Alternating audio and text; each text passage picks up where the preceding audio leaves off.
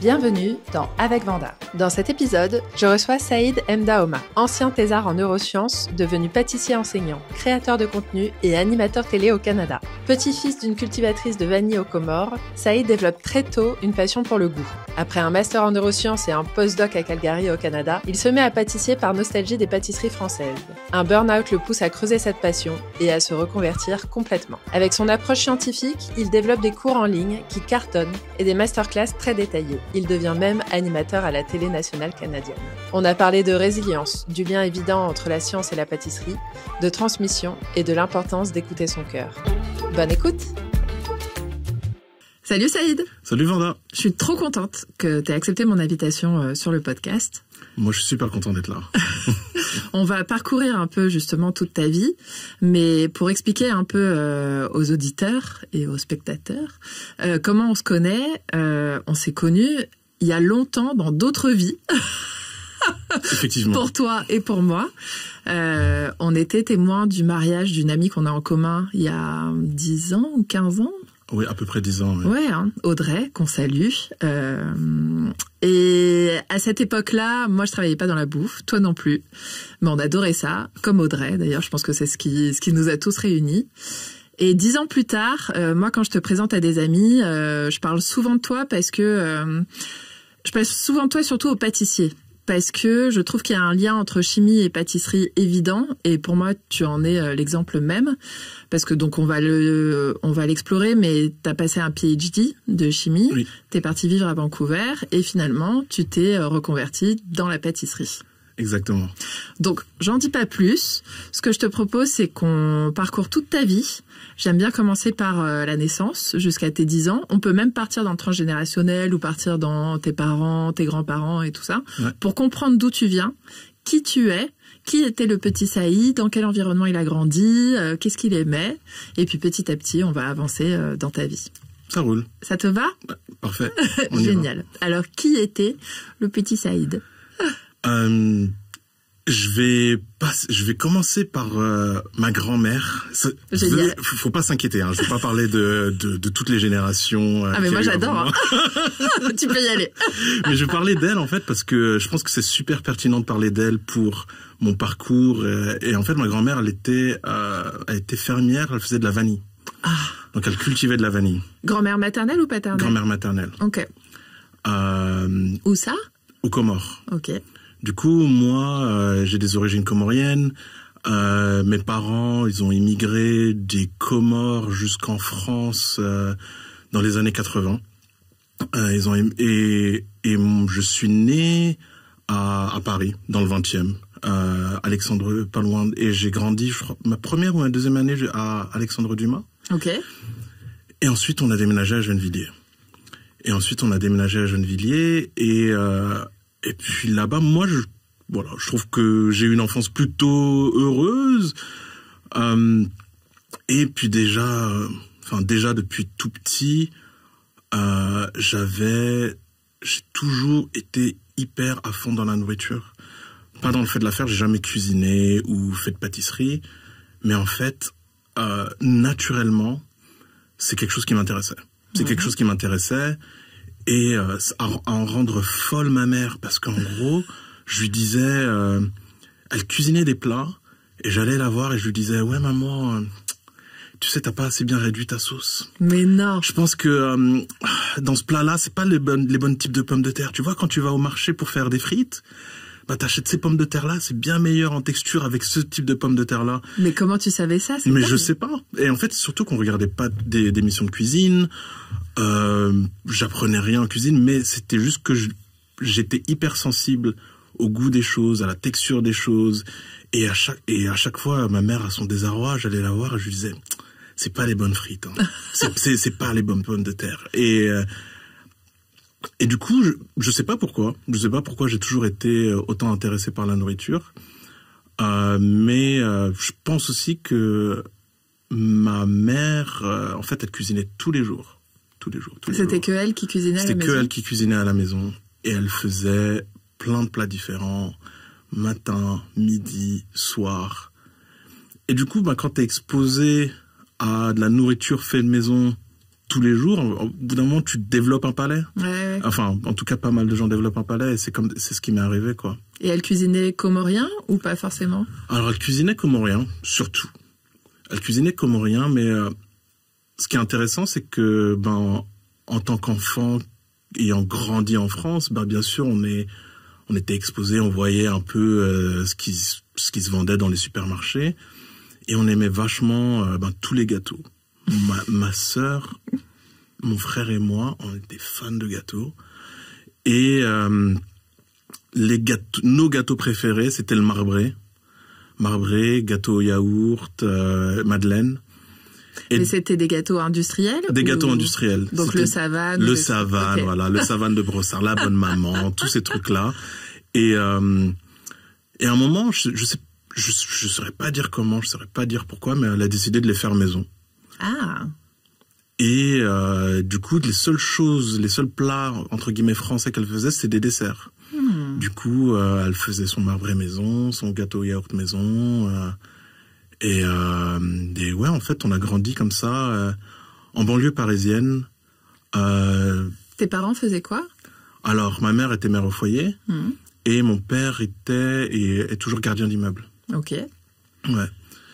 Donc, oui, tes frères et sœurs, c'est grand frère, petit frère? Je suis l'aîné. Ok. Ouais, je suis l'aîné, j'ai une petite sœur et un petit frère. Ok, ouais. Très bien. Et à l'école, comment ça se passait?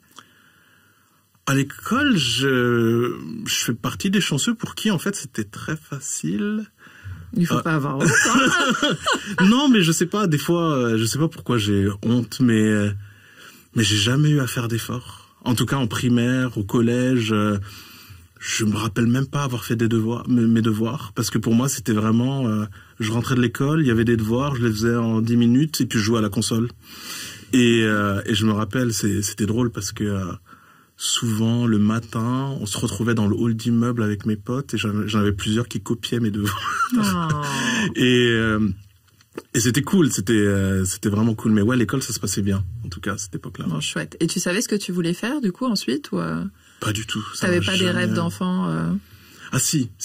J'avais 2 rêves d'enfant. Un, c'était d'être pilote d'avion. Ah, t'avais regardé Top Gun? Même peut-être. Ça m'étonnerait que j'ai pas avoir été influencé par Top Gun. Mais ouais, pilote d'avion et qu'est-ce que je voulais être? Médecin. Ah, voilà. Ok. Médecin généraliste ou... Médecin généraliste. Ok. Ouais. Mais surtout pilote d'avion. Ok. Est-ce que t'as essayé d'être pilote d'avion? Non, jamais. En fait, je pense que c'est un rêve que j'avais en tête peut-être jusqu'à mes 10 ans. Et puis après, ça me passait. Ok. Du coup, t'arrives au lycée. Ouais. Tu passes le bac. Est-ce que tu sais ce que tu veux faire ensuite ou le lycée, j'arrive au lycée, ça devient un peu compliqué parce que je passe en filière scientifique et en fait je me rends compte que je dois travailler. C'était bien au collège, mais là je dois commencer à travailler mais je sais pas du tout ce que je veux faire. Tout ce que je sais, c'est que en fait je sais rien, je me laisse porter. Je me laisse complètement porter, je vais à l'école, je me dis que j'aime la science plus que la littérature, tout ce qui est littéraire. Tu penses pas à faire des études de médecine, si justement le métier de médecin généraliste t'intéressait? Je pense que j'y ai pensé la première année, et ça m'a fait vachement peur quand on m'a dit que c'était très difficile d'y entrer. Et je me suis dit, je sais pas si j'aurais les capacités de le faire, je sais pas si je serais assez intelligent. Du coup, j'ai décidé de pas essayer, en fait. Ouais, t'avais un syndrome de l'imposteur, déjà. Pas assez intelligent, alors que tout à l'heure, t'étais gêné de dire que t'avais des facilités. Mais je pense que c'était vraiment quand je suis passé du côté, du collège au lycée, et que je me suis rendu compte que l'école, en fait, ça pouvait être un peu plus compliqué que ça, que je me suis mis tout de suite une barrière, je me suis dit non, j'y arriverai pas. Ah ouais. J'y arriverai pas. Ok. Donc, qu'est-ce que t'as fait, alors? Qu'est-ce que j'ai fait? En fait, ce qui s'est passé, c'est que ma dernière année de lycée, je suis tombé sur un prof qui était incroyable, un prof de biologie, et qui m'a passionné pour la biologie. Donc, il me parlait de génétique, il parlait de génétique, de neurosciences, entre autres, mais de plein de choses qui faisaient que mes yeux s'illuminaient. pendant les cours, et j'étais complètement passionné, et je lui posais plein de questions pendant le cours, après le cours, et je me suis dit, j'aime vraiment la biologie, et c'était pas la matière pour laquelle j'étais le meilleur. À l'école, j'étais bien meilleur en physique-chimie, j'étais bien meilleur en maths, mais en fait, je pense que c'est un peu ce qui me caractérise, et qui m'a toujours caractérisé. Moi, je fais jamais les choses parce que je suis bon à ces choses, ou parce qu'il faut faire ces choses-là, mais j'essaie de me diriger vers ce que j'aime. Ah, génial. Donc à chaque fois, j'aime la biologie, je vais faire de la biologie. Du coup, je me suis inscrit en fac de biologie. Ok, canon. Ouais, et je me suis inscrit en fac de biologie, j'étais à Jussieu. Ok. Et là, c'était vraiment dur. Dur mais intéressant, ou dur et... C'était intéressant, mais c'était dur parce que en fait, je me suis retrouvé, je me suis rendu compte, moi j'étais en ZEP. Et en fait, le niveau en ZEP, a tendance à être un peu plus bas, parce que les classes sont beaucoup plus bondées, parce que voilà, c'est un peu plus compliqué. Et je suis arrivé à la fac à Paris, c'est la première fois de ma vie que j'allais jamais à Paris en fait, j'étais tout le temps en banlieue. Donc t'habitais là à Paris à ce moment-là, ou tu faisais les allers-retours? Je faisais les allers-retours, okay, qui étaient assez longs. Et puis je vois que tout le monde est beaucoup plus... j'étais en cours, il y a plein de choses que je comprenais rien. Et je voyais que tout le monde autour de moi comprenait. Et je me suis rendu compte qu'en fait j'avais un retard accumulé de malade. Et c'était vraiment compliqué de rattraper le retard. Ce qui était compliqué, et ce dont je me rendais pas compte aussi, c'est que c'est très dur d'étudier, parce que j'étais avec mon frère et ma sœur, on était dans la même chambre. Donc on était 3 dans une toute petite chambre. Donc quand tu veux rentrer et étudier tes partiels, c'est un peu compliqué. Les 2 premières années étaient vraiment difficiles. J'avais des ulcères. Ah ouais. Ouais, parce qu'en fait, aussi jeune. J'étais crevé. J'arrivais en cours, je comprenais rien. Il fallait que je rattrape. J'ai vraiment galéré, quoi. Mais tu lâchais pas, quoi. Je lâchais pas. Ça m'a même pas traversé l'esprit de lâcher. J'étais juste en mode, faut que je rattrape. Et je pense que la seule fois où ma mère m'a vu pleurer, c'était un jour où j'arrivais pas, je sais plus, non, en fait, je sais exactement, c'est ça qui est drôle, c'était des cours de thermophysique. Ouf. Et je rentre chez moi, chez mes parents, pour étudier, et je comprends rien. Et je me mets à éclater en sanglots, et ma mère me dit, mais qu'est-ce qui se passe? Je dis, je comprends rien du tout. Mais j'ai réussi à passer la première et deuxième année avec du 10 de moyenne, et au bout de la 3e année, en fait, ça allait beaucoup mieux. Ah ouais. Ah, incroyable. Non, t'as une résilience et une force de travail qui est impressionnante quand je t'écoute là comme ça. Et je me demandais aussi, est-ce que c'était pas des projections sur le fait que tous les autres savaient? Parce qu'au final, vous avez passé tous le même bac. Je sais pas si c'était des projections ou pas, c'est possible.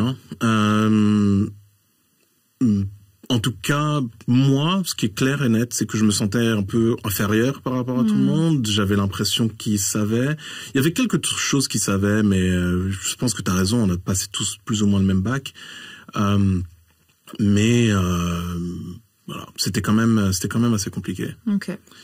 Après, donc 3e, 4e année, comment ça évolue? Qu'est-ce que tu fais? En fait, en 3e année de licence, je savais toujours pas ce que je voulais faire. Donc ça faisait 3 ans que je faisais de la biologie.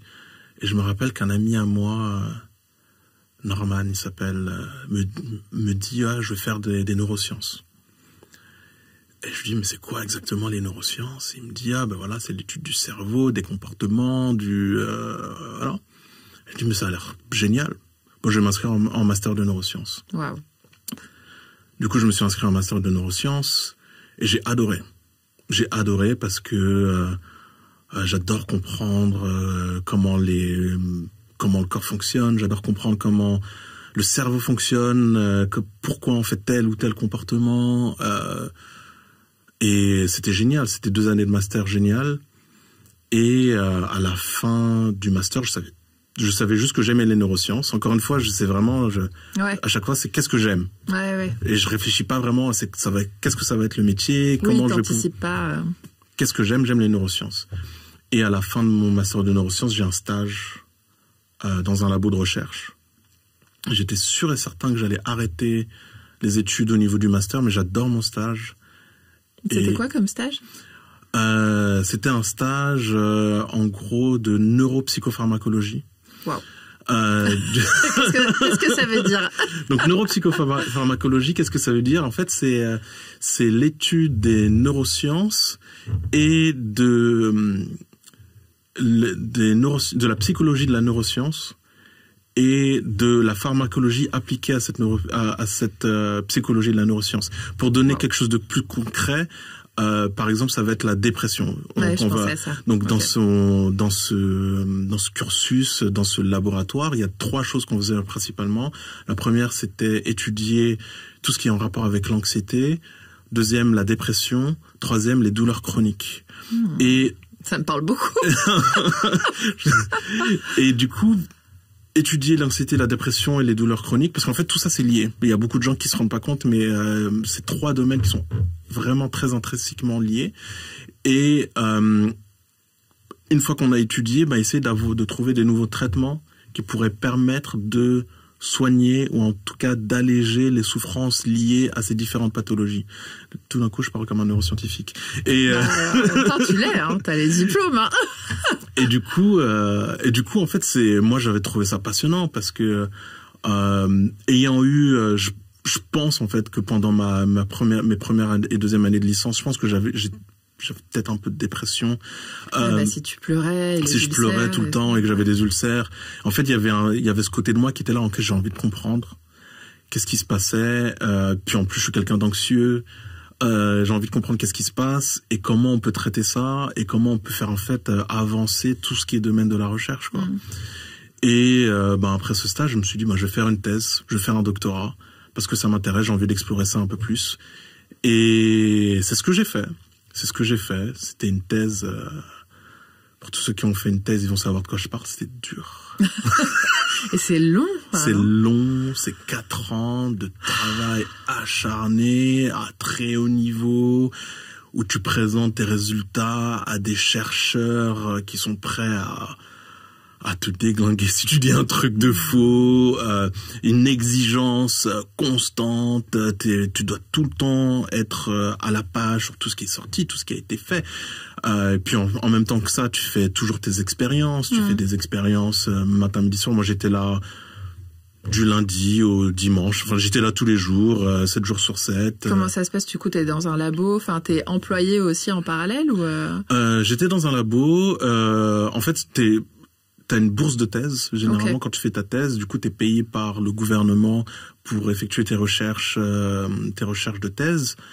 Et tu travailles dans le labo auquel tu as été assigné. Généralement, il y a une convention de stage ou de thèse plutôt entre le laboratoire dans lequel tu travailles, l'université et le gouvernement. Ok. Donc c'était là-dedans que je travaillais, dans ces structures-là que je bossais. Et le sujet de ta thèse est lié au labo dans lequel tu es assigné ou C'est ça. Le sujet de ta thèse est lié au labo dans lequel tu es assigné, mais aussi t'as ton propre sujet de thèse en fait. Donc chaque labo va avoir plusieurs étudiants en doctorat et chaque labo va avoir chaque doctorant va avoir son propre sujet qui est lié au sujet du labo. Et ton sujet, du coup, qu'est-ce que c'était? Mon sujet, c'était je me rappelle plus du titre, c'est fou, ça fait 10 ans. Mais pas le titre exact. Mais en gros le sujet c'était l'étude des douleurs neuropathiques après par rapport aux douleurs du nerf sciatique ou les douleurs après liaison de moelle épinière. Donc c'était vraiment hyper ciblé, surtout sur tous les gens qui ont des lésions de moelle épinière, c'est-à-dire qui sont paraplégiques, tétraplégiques, et comment ils développent des douleurs chroniques, des douleurs fantômes qu'on n'arrive toujours pas à traiter de nos jours, qui sont hyper invalidantes et qui aussi causent des troubles psychologiques, parce qu'en fait quand on a des douleurs tous les jours hyper fortes, c'est très dur de se concentrer, l'humeur empathie. Et puis surtout, en fait, moi, ce qui m'avait impressionné, et ce qui est l'une des raisons pour lesquelles j'avais décidé de travailler sur ce sujet, c'était le fait que une personne qui a une lésion de moelle épinière, du coup elle est paraplégique et elle a des douleurs neuropathiques, quand tu lui demandes si vous aviez l'opportunité de soit retrouver la marche, soit ne plus jamais avoir de douleurs, ils disent je préfère ne plus jamais marcher de ma vie que d'avoir des douleurs. Donc donc c'est pour ça que c'est un sujet de santé publique hyper important, et c'est pour ça que j'étais très content de travailler là-dessus, au moins d'essayer d'aider à résoudre ce problème, quoi. Et t'as compris pourquoi ils avaient ces douleurs? Non, c'est toujours pas. C'est ultra méga complexe. C'est hyper complexe. Il y a des pistes, mais il y a vachement de personnes qui travaillent là-dessus, et ça avance doucement, mais c'est d'une complexité en fait qu'on peut pas s'imaginer. Tu suis toujours, du coup, là, la recherche à ce sujet? Plus trop. Je suis la recherche en général, je suis les neurosciences, mais je suis plus vraiment tout ce qui est en rapport vraiment avec tout ce qui est la douleur neuropathique et puis les douleurs liées avec la lésion de la moelle épinière. Et comment tu as pensé à ce sujet, justement? Est-ce que tu connaissais des gens ou est-ce que tu avais déjà entendu parler de ce sujet ou de la moelle épinière?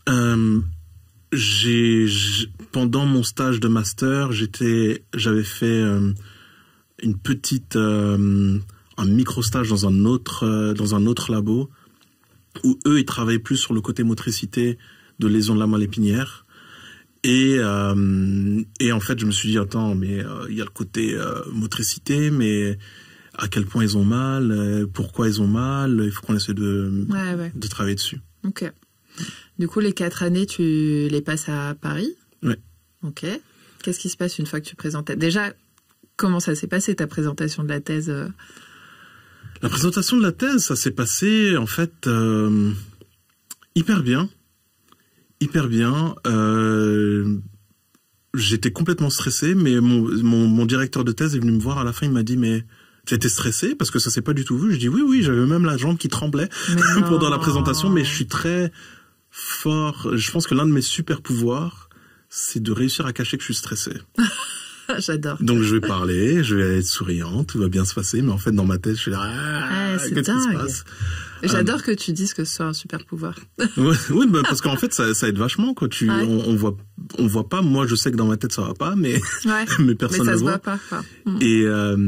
Et un truc qui était super pendant la présentation de ma thèse, c'est que en fait ma mère avait fait un énorme buffet de nourriture comorienne, de samoussa, de gâteaux de riz, et moi j'étais un peu je pense que j'étais un peu dans une période de ma vie où j'étais en mode ok, il faut que je m'assimile, il faut pas que les gens ils savent, il faut que je sois français, il faut pas que je ramène des trucs ethniques dans un truc pareil.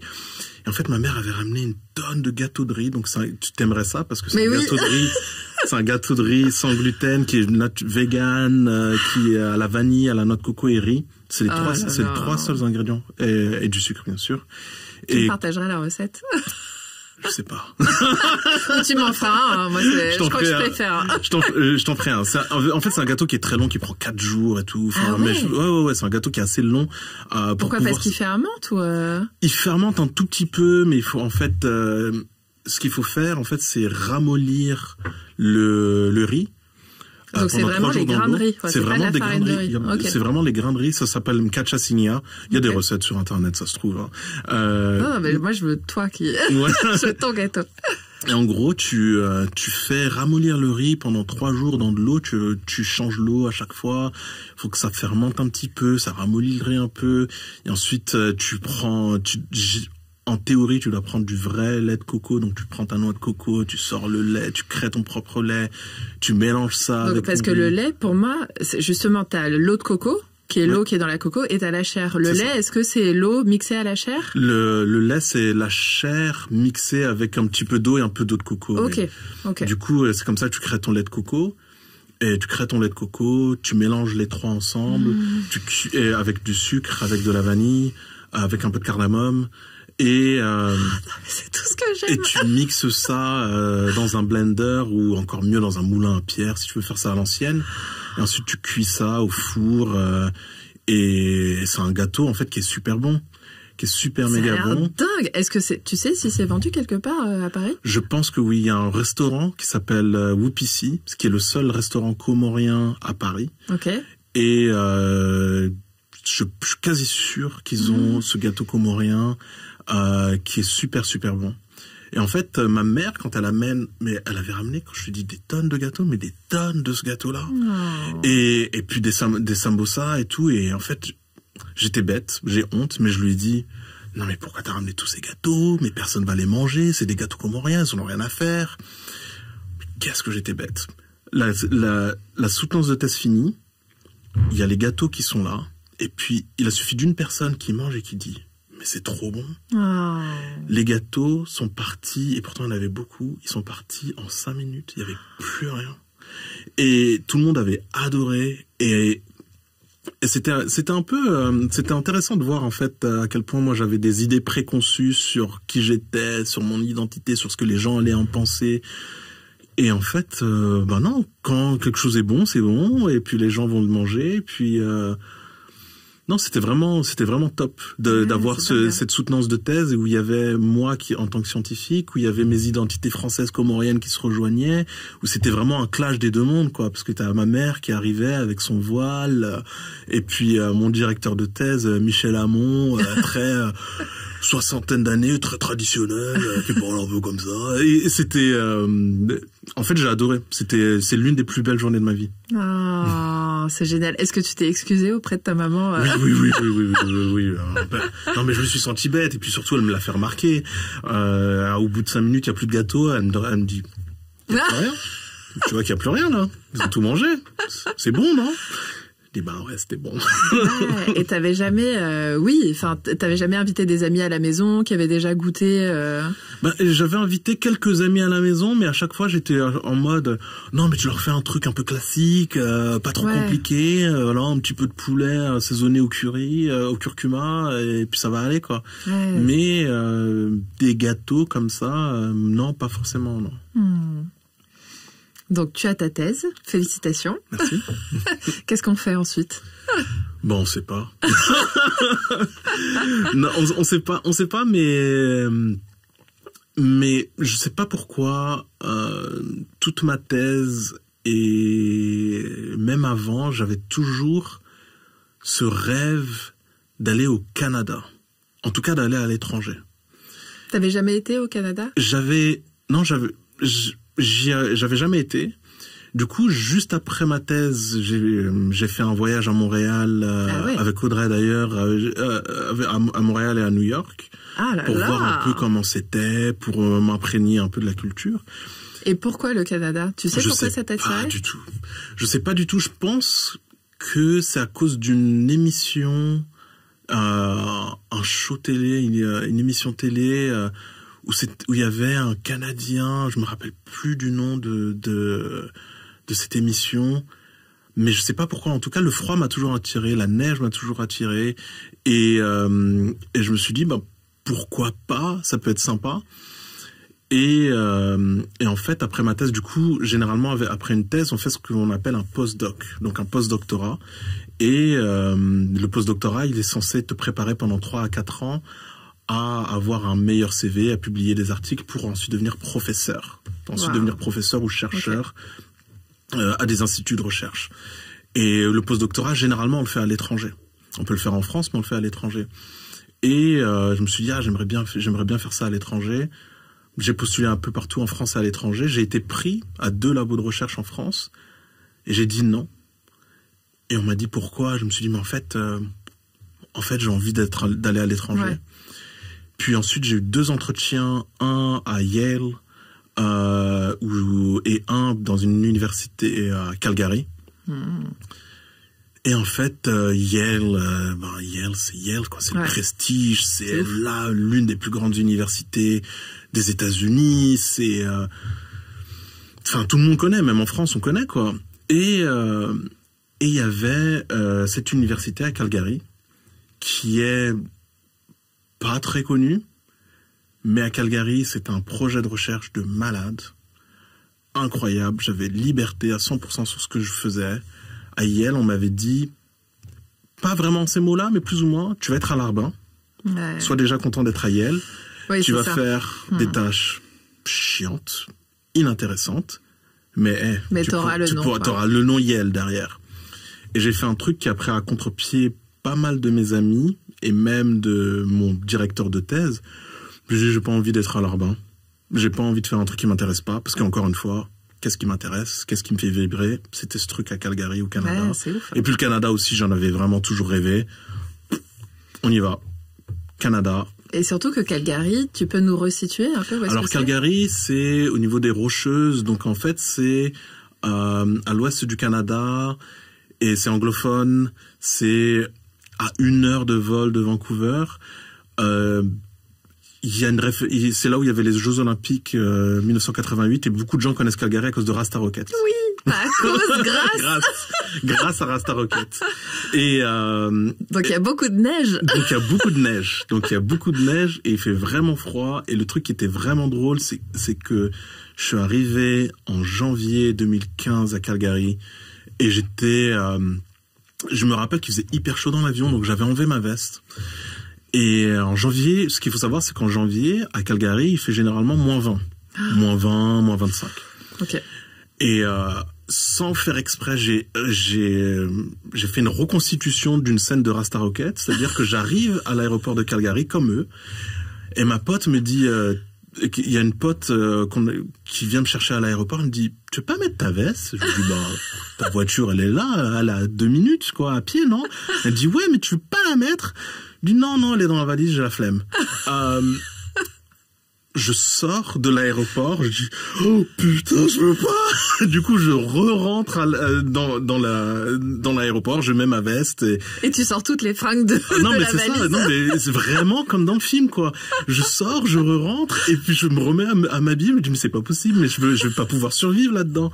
Et elle était morte de rire et du coup, ouais, je suis allé, c'est comme ça que mon aventure à Calgary a démarré, quoi. C'est génial. Et tu connaissais, du coup, déjà quelqu'un à Calgary? Je connaissais une personne, qui est devenue ma pote, mais en fait, c'était une amie d'amis, qui est venue me récupérer à l'aéroport. Et oui, comme tu disais que t'allais à Calgary, voilà, quand j'ai dit, contact, exactement, on a été mis en contact et c'est elle qui est venue me chercher. Ça m'a vachement aidé. Elle m'a permis de connaître un peu plus la ville, et, ouais, elle m'a guidé pour mes premiers jours à Calgary, quoi. Ah, c'est génial. Ouais. Donc t'as dit au revoir à toute ta vie en France et tout ça, et bam, t'arrives tout seul à Calgary. J'arrive tout seul, non. J'arrivais avec ma copine de l'époque qui est maintenant ma femme, avec qui on s'était mis en couple quelques mois avant, ce qui est fou, mais bref. Ah oui, quelques mois. Oui, on s'est mis en couple quelques mois avant, coup de foudre, je lui ai dit, je déménage à Calgary, tu viens? Elle dit, ok. Mais non. Mais qu'est-ce qu'elle faisait, elle, dans la vie, pour pouvoir déménager à Calgary? En fait, elle était entre deux jobs,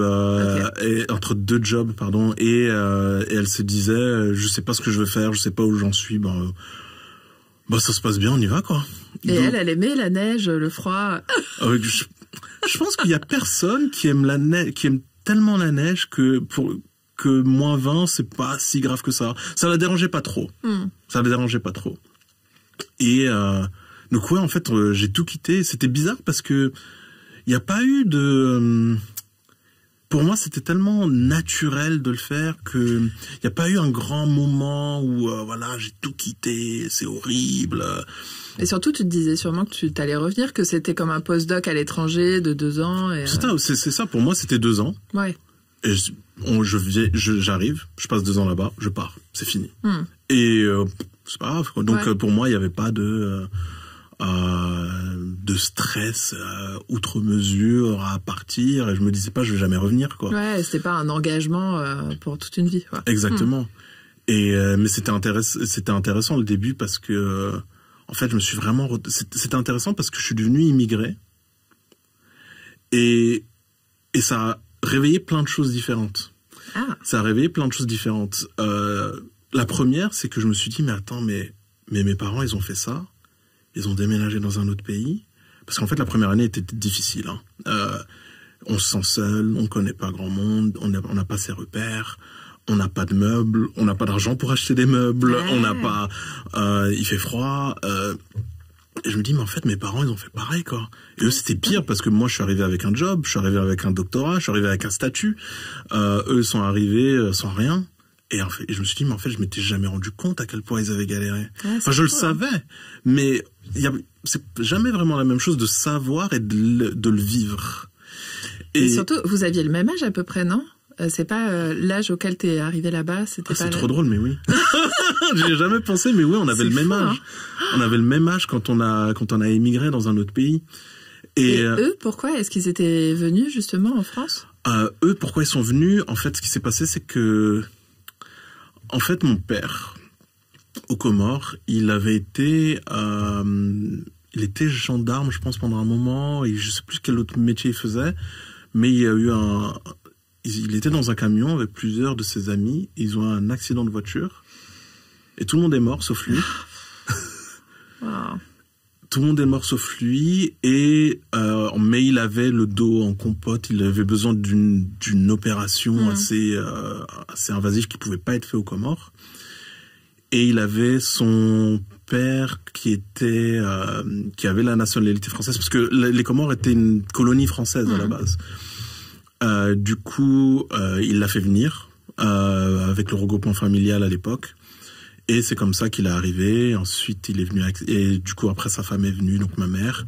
Et c'est comme ça qu'ils sont arrivés, en fait. Donc eux, ils sont pas arrivés dans des conditions, j'ai envie de déménager, c'est trop cool, c'est génial. Alors que moi, c'était vraiment choisi d'aller au Canada. Et non plus, ils sont pas retournés aux Comores ensuite. Et finalement, ils sont jamais retournés aux Comores. Même si à chaque fois ils disent on va y retourner, mais en fait à chaque fois qu'ils y vont, ils se disent mais en fait ça a changé. Est-ce que ils savent pas si, mon père maintenant il sait pas si, est-ce que ça lui convient, est-ce qu'il se sent bien là-dedans. Mais ouais, du coup ouais, j'arrive et je me dis mais je me sens seul, et puis c'est dur, et je comprends pas, et puis je me rends compte de ce qu'ont peut-être en partie vécu mes parents, voire en pire, et puis surtout, il y a quelque chose où la nourriture de chez toi te manque. Et mes parents, ma mère surtout, bien sûr, cuisinaient tout le temps comorien, et en fait, moi, j'avais jamais vraiment cuisiné, j'avais jamais vraiment pâtissé. Et en fait, parce que t'avais tout à la maison. J'avais tout à la maison. C'est-à-dire que je voulais manger comorien, j'allais voir ma mère. Si je veux manger un gâteau, on est à Paris, il y a des pâtisseries et des boulangeries à chaque coin de rue. Ouais. Pourquoi je me ferais chier dans mon 18 mètres carrés à faire des gâteaux? Mais j'arrive à Calgary et je me dis, mais ça me manque, j'ai envie de manger. Un jour, je me rappelle, je me suis dit, j'ai envie de manger un Saint-Honoré. Il y a une pâtisserie française, mais ils font pas le Saint-Honoré. À Calgary. Et surtout, c'est l'une des pâtisseries les plus difficiles à faire. Non, mais c'est ça, c'est la pâtisserie la plus compliquée à faire. Et moi, j'avais souvenir du Saint-Honoré, de Philippe Conticini, à l'époque de la pâtisserie des rêves, et qui est le gâteau qui m'a mis la plus grande claque à l'époque. Et je me suis dit, mais j'ai envie de ça et tout. Et ma copine femme me dit, en fait, elle m'achète le livre de Philippe Conticini, avec la recette dans laquelle il y a la recette du Saint-Honoré. Sauf que moi, j'ai jamais fait de gâteau. Et je me rends pas compte. Je vois la recette du Saint-Honoré, je me dis, je vais le faire. Je vais faire un Saint-Honoré. C'est le premier gâteau que je fais. Hein. Mais autre qu'un brownie ou c'est le premier la vraie pâtisserie que je fais. Et surtout, quand on dit que le Saint-Honoré, c'est le plus difficile, c'est parce qu'il y a plein de préparations différentes, en fait, extrêmement difficiles. Mais oui, c'est ça. Parce que pour les auditeurs qui peut-être ne savent pas ce que c'est un Saint-Honoré, en fait, un Saint-Honoré, c'est une pâte feuilletée, des choux, un caramel, les choux fourrés à la crème, à la crème pâtissière, une crème chibouste, et du coup, en fait, on a une base de pâte feuilletée sur laquelle on met des choux fourrés à la crème, glacés dans du caramel, et on poche avec une poche Saint-Honoré, ce qui n'est pas du tout facile à faire, une crème chibouste ou une crème diplomate par-dessus. Mais c'est un enfer. Pour quelqu'un qui n'a jamais pâtissé, c'est complètement fou. Et moi, j'étais là. En fait, en plus, je crois que je commence à 17h. À 2h du matin, je finis. Mais tu le fais. Je le finis. Et les termes sont pas trop techniques, justement. En fait, je passe mon temps entre le livre, googler, c'est quoi, qu'est-ce que ça veut dire, je sais plus, détremper, qu'est-ce que ça veut dire, sécher ma panade, qu'est-ce que ça veut dire. Et puis je suis là et je me dis mais c'est quoi ce truc? Et est-ce que t'as tout le matériel, les poches à douille? Non, j'ai pas lavé la poche à douille. Du coup je google comment faire sans une poche à douille. Prenez un sac de congélation. Comment faire? Et puis c'est vraiment un mishmash. J'ai pas de spatule, j'ai un fouet. Voilà, tout ce que j'ai c'est un fouet, j'ai un four et ça part dans tous les sens. C'est le bordel dans ma cuisine. Il y en a partout. C'est moche, mais c'était bon. Ah ouais, non mais t'y es arrivé. C'était moche. J'ai encore la photo, c'est drôle parce que je l'ai jamais enlevé de mon Instagram parce que je me suis dit, en fait c'est cool de voir l'évolution. Mais oui. Et de se rappeler de par où on a commencé. Mais exactement. Il est vraiment moche à crever, ouais. Mais il est là. Et mon premier Saint-Honoré parce que j'ai réussi à le faire. J'ai fini le gâteau. Il était 2h du matin, mais je l'ai fini. Et on l'a mangé, il était bon. Mais ce qui est fou, c'est que moi, ça m'a pas découragé. C'est-à-dire que je me suis dit, c'était dur, mais franchement, c'était sympa, tu vois. J'ai bien aimé. Et puis surtout, moi, ce que j'aime surtout dans la pâtisserie, c'est le fait, t'as un produit fini que tu peux manger, que tu peux apprécier, que tu peux partager avec des copains, des copines ou ta femme. Et après, je me suis dit, ok, Saint-Honoré, on va pas en refaire. Déjà, pas tout de suite. Pas tout de suite. Mais on va apprendre à faire des choux. Ah. Des choux à la crème. Parce que t'aimais les choux de base? Parce que j'aimais les choux de base. J'adore les choux à la crème. C'est la pâtisserie, l'une des pâtisseries que j'aime le plus. Lesquelles sont tes préférées? Choux à la crème vanille. Ok. Choux à la crème vanille, c'est vraiment ce que je préfère. Et ouais, du coup, en fait, je me retrouve dans une situation que j'ai pas vu venir, c'est-à-dire que je vais au labo pour faire mon postdoc, donc je travaille à l'université de Calgary, j'apprends l'anglais, je perfectionne mon anglais, mais en fait, je suis tellement obnubilé par ça. Chaque soir, il faut que je rentre, il faut que je regarde, ok, c'est quoi les recettes, il faut que je regarde des vidéos, il faut que je parcours des livres, et puis tous les week-ends, je fais 1 gâteau, 2 gâteaux, ah ouais. et je me dis, non, en fait, j'ai envie d'apprendre, quoi, et il faut, et il y a quelque chose pour moi d'hyper rassurant là-dedans, parce que c'est bon, parce que tu partages, mais aussi, en fait, il y a le côté, comme tu le disais tout à l'heure, scientifique. C'est-à-dire que moi, au labo, je passe mon temps à faire des expériences, je passe mon temps à faire... Quand il y a une expérience qui fonctionne pas, pourquoi elle fonctionne pas? Alors, si tu veux savoir pourquoi elle fonctionne pas, ce que tu vas faire, c'est que tu vas changer un paramètre. Ouais. Donc, tu changes un paramètre, tu vois si ça marche mieux. Non, donc c'est peut-être pas ce paramètre. Tu changes de paramètre encore. Et en fait, tu as la rigueur scientifique qui rentre en jeu. Tu pèses tous tes ingrédients dans un labo, tu pèses tout à la balance de précision, à la balance classique. Et en fait, quand tu y penses, la pâtisserie, c'est ça, en fait. Ouais, la pâtisserie, c'est être précis dans ce qu'on fait, bien vérifier tous les éléments, et surtout, il y a beaucoup de gens qui se disent, en fait, la pâtisserie, c'est que de la précision. Oui, ça l'est, mais c'est aussi savoir regarder la matière, et quand quelque chose marche pas, ou marche bien, te dire, ok, pourquoi ça a marché? Ouais, c'est des réactions chimiques. C'est des réactions chimiques, exactement. Pourquoi, là, j'ai ma crème qui tient, pourquoi elle tient pas? Et puis, au fait, au bout d'un moment, tu te rends compte que quand on met de la gélatine, par exemple, dans une crème, et que ta crème tient pas, tu te dis, c'est peut-être parce que j'ai oublié ma gélatine. Du coup, la gélatine, elle a cette fonction de liant, elle a cette fonction elle gèle ta crème. Pourquoi j'essaye de monter ma crème, de faire une crème fouettée, une chantilly, ça marche pas du tout. Et en fait, tu te rends compte que non, c'est parce que y a pas assez de gras.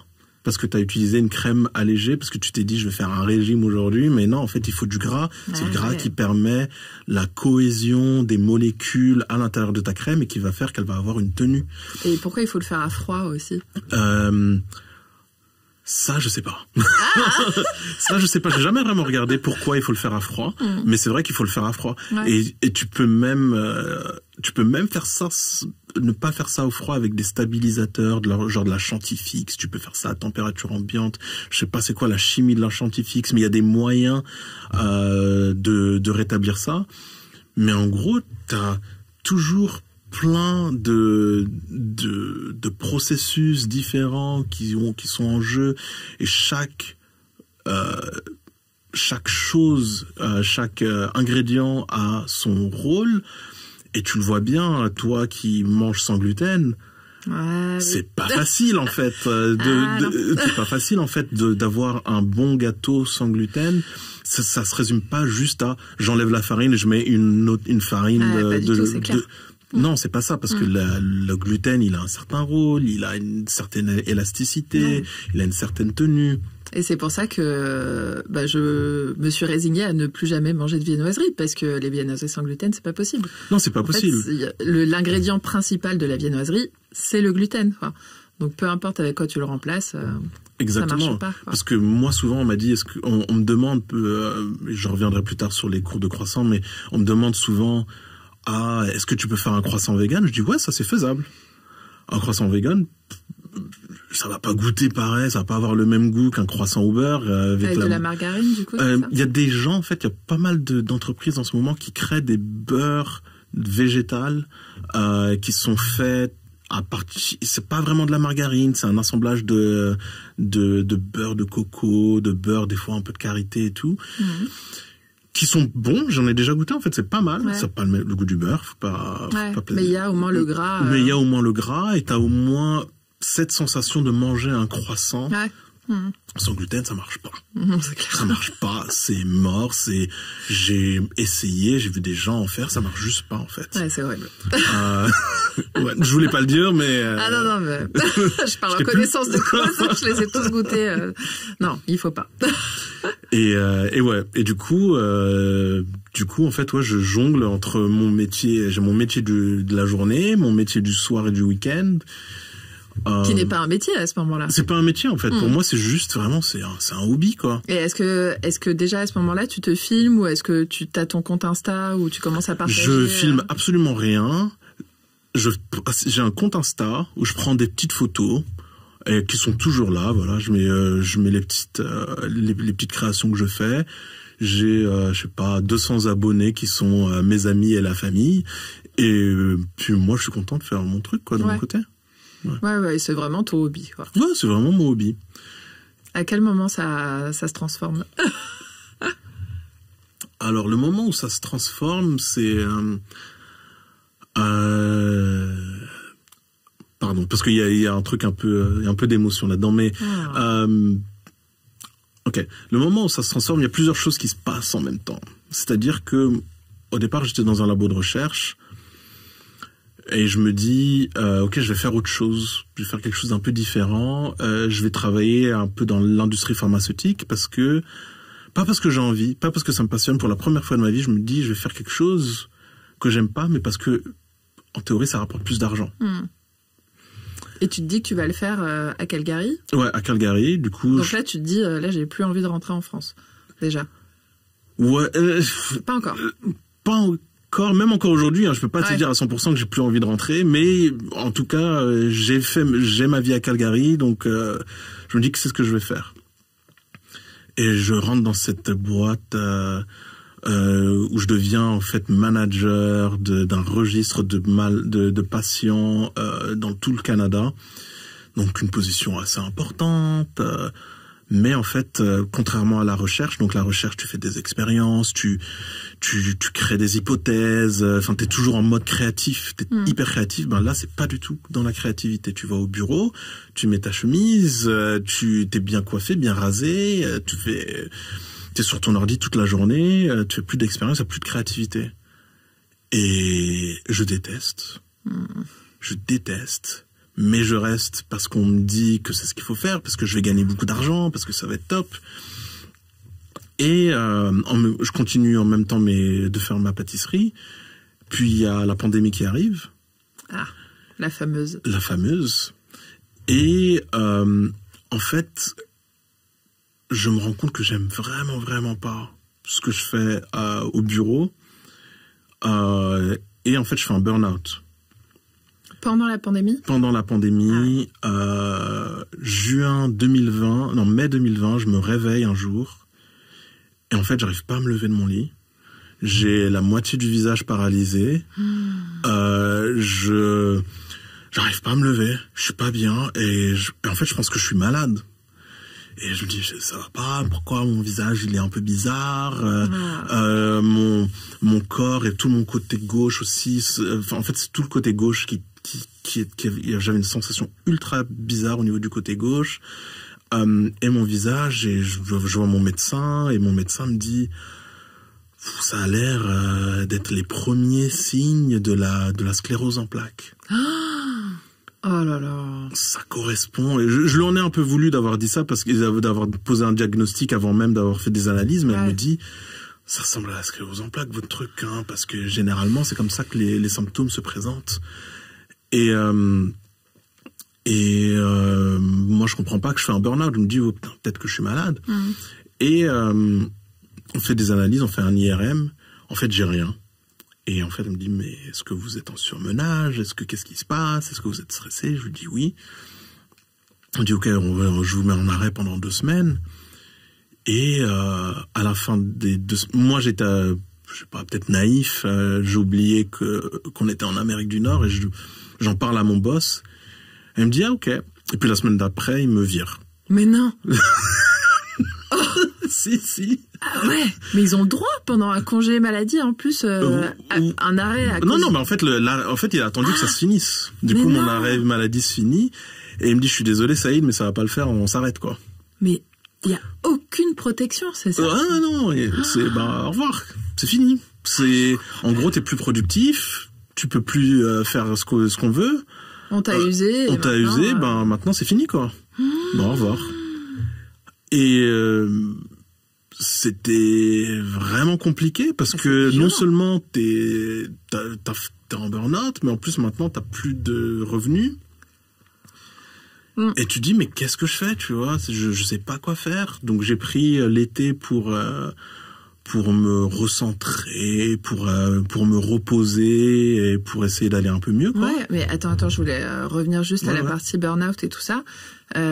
Déjà, la paralysie, elle a duré combien de temps? Elle a duré à peu près 1 mois et demi. En fait, le moment où on m'a viré, ça a commencé à aller mieux.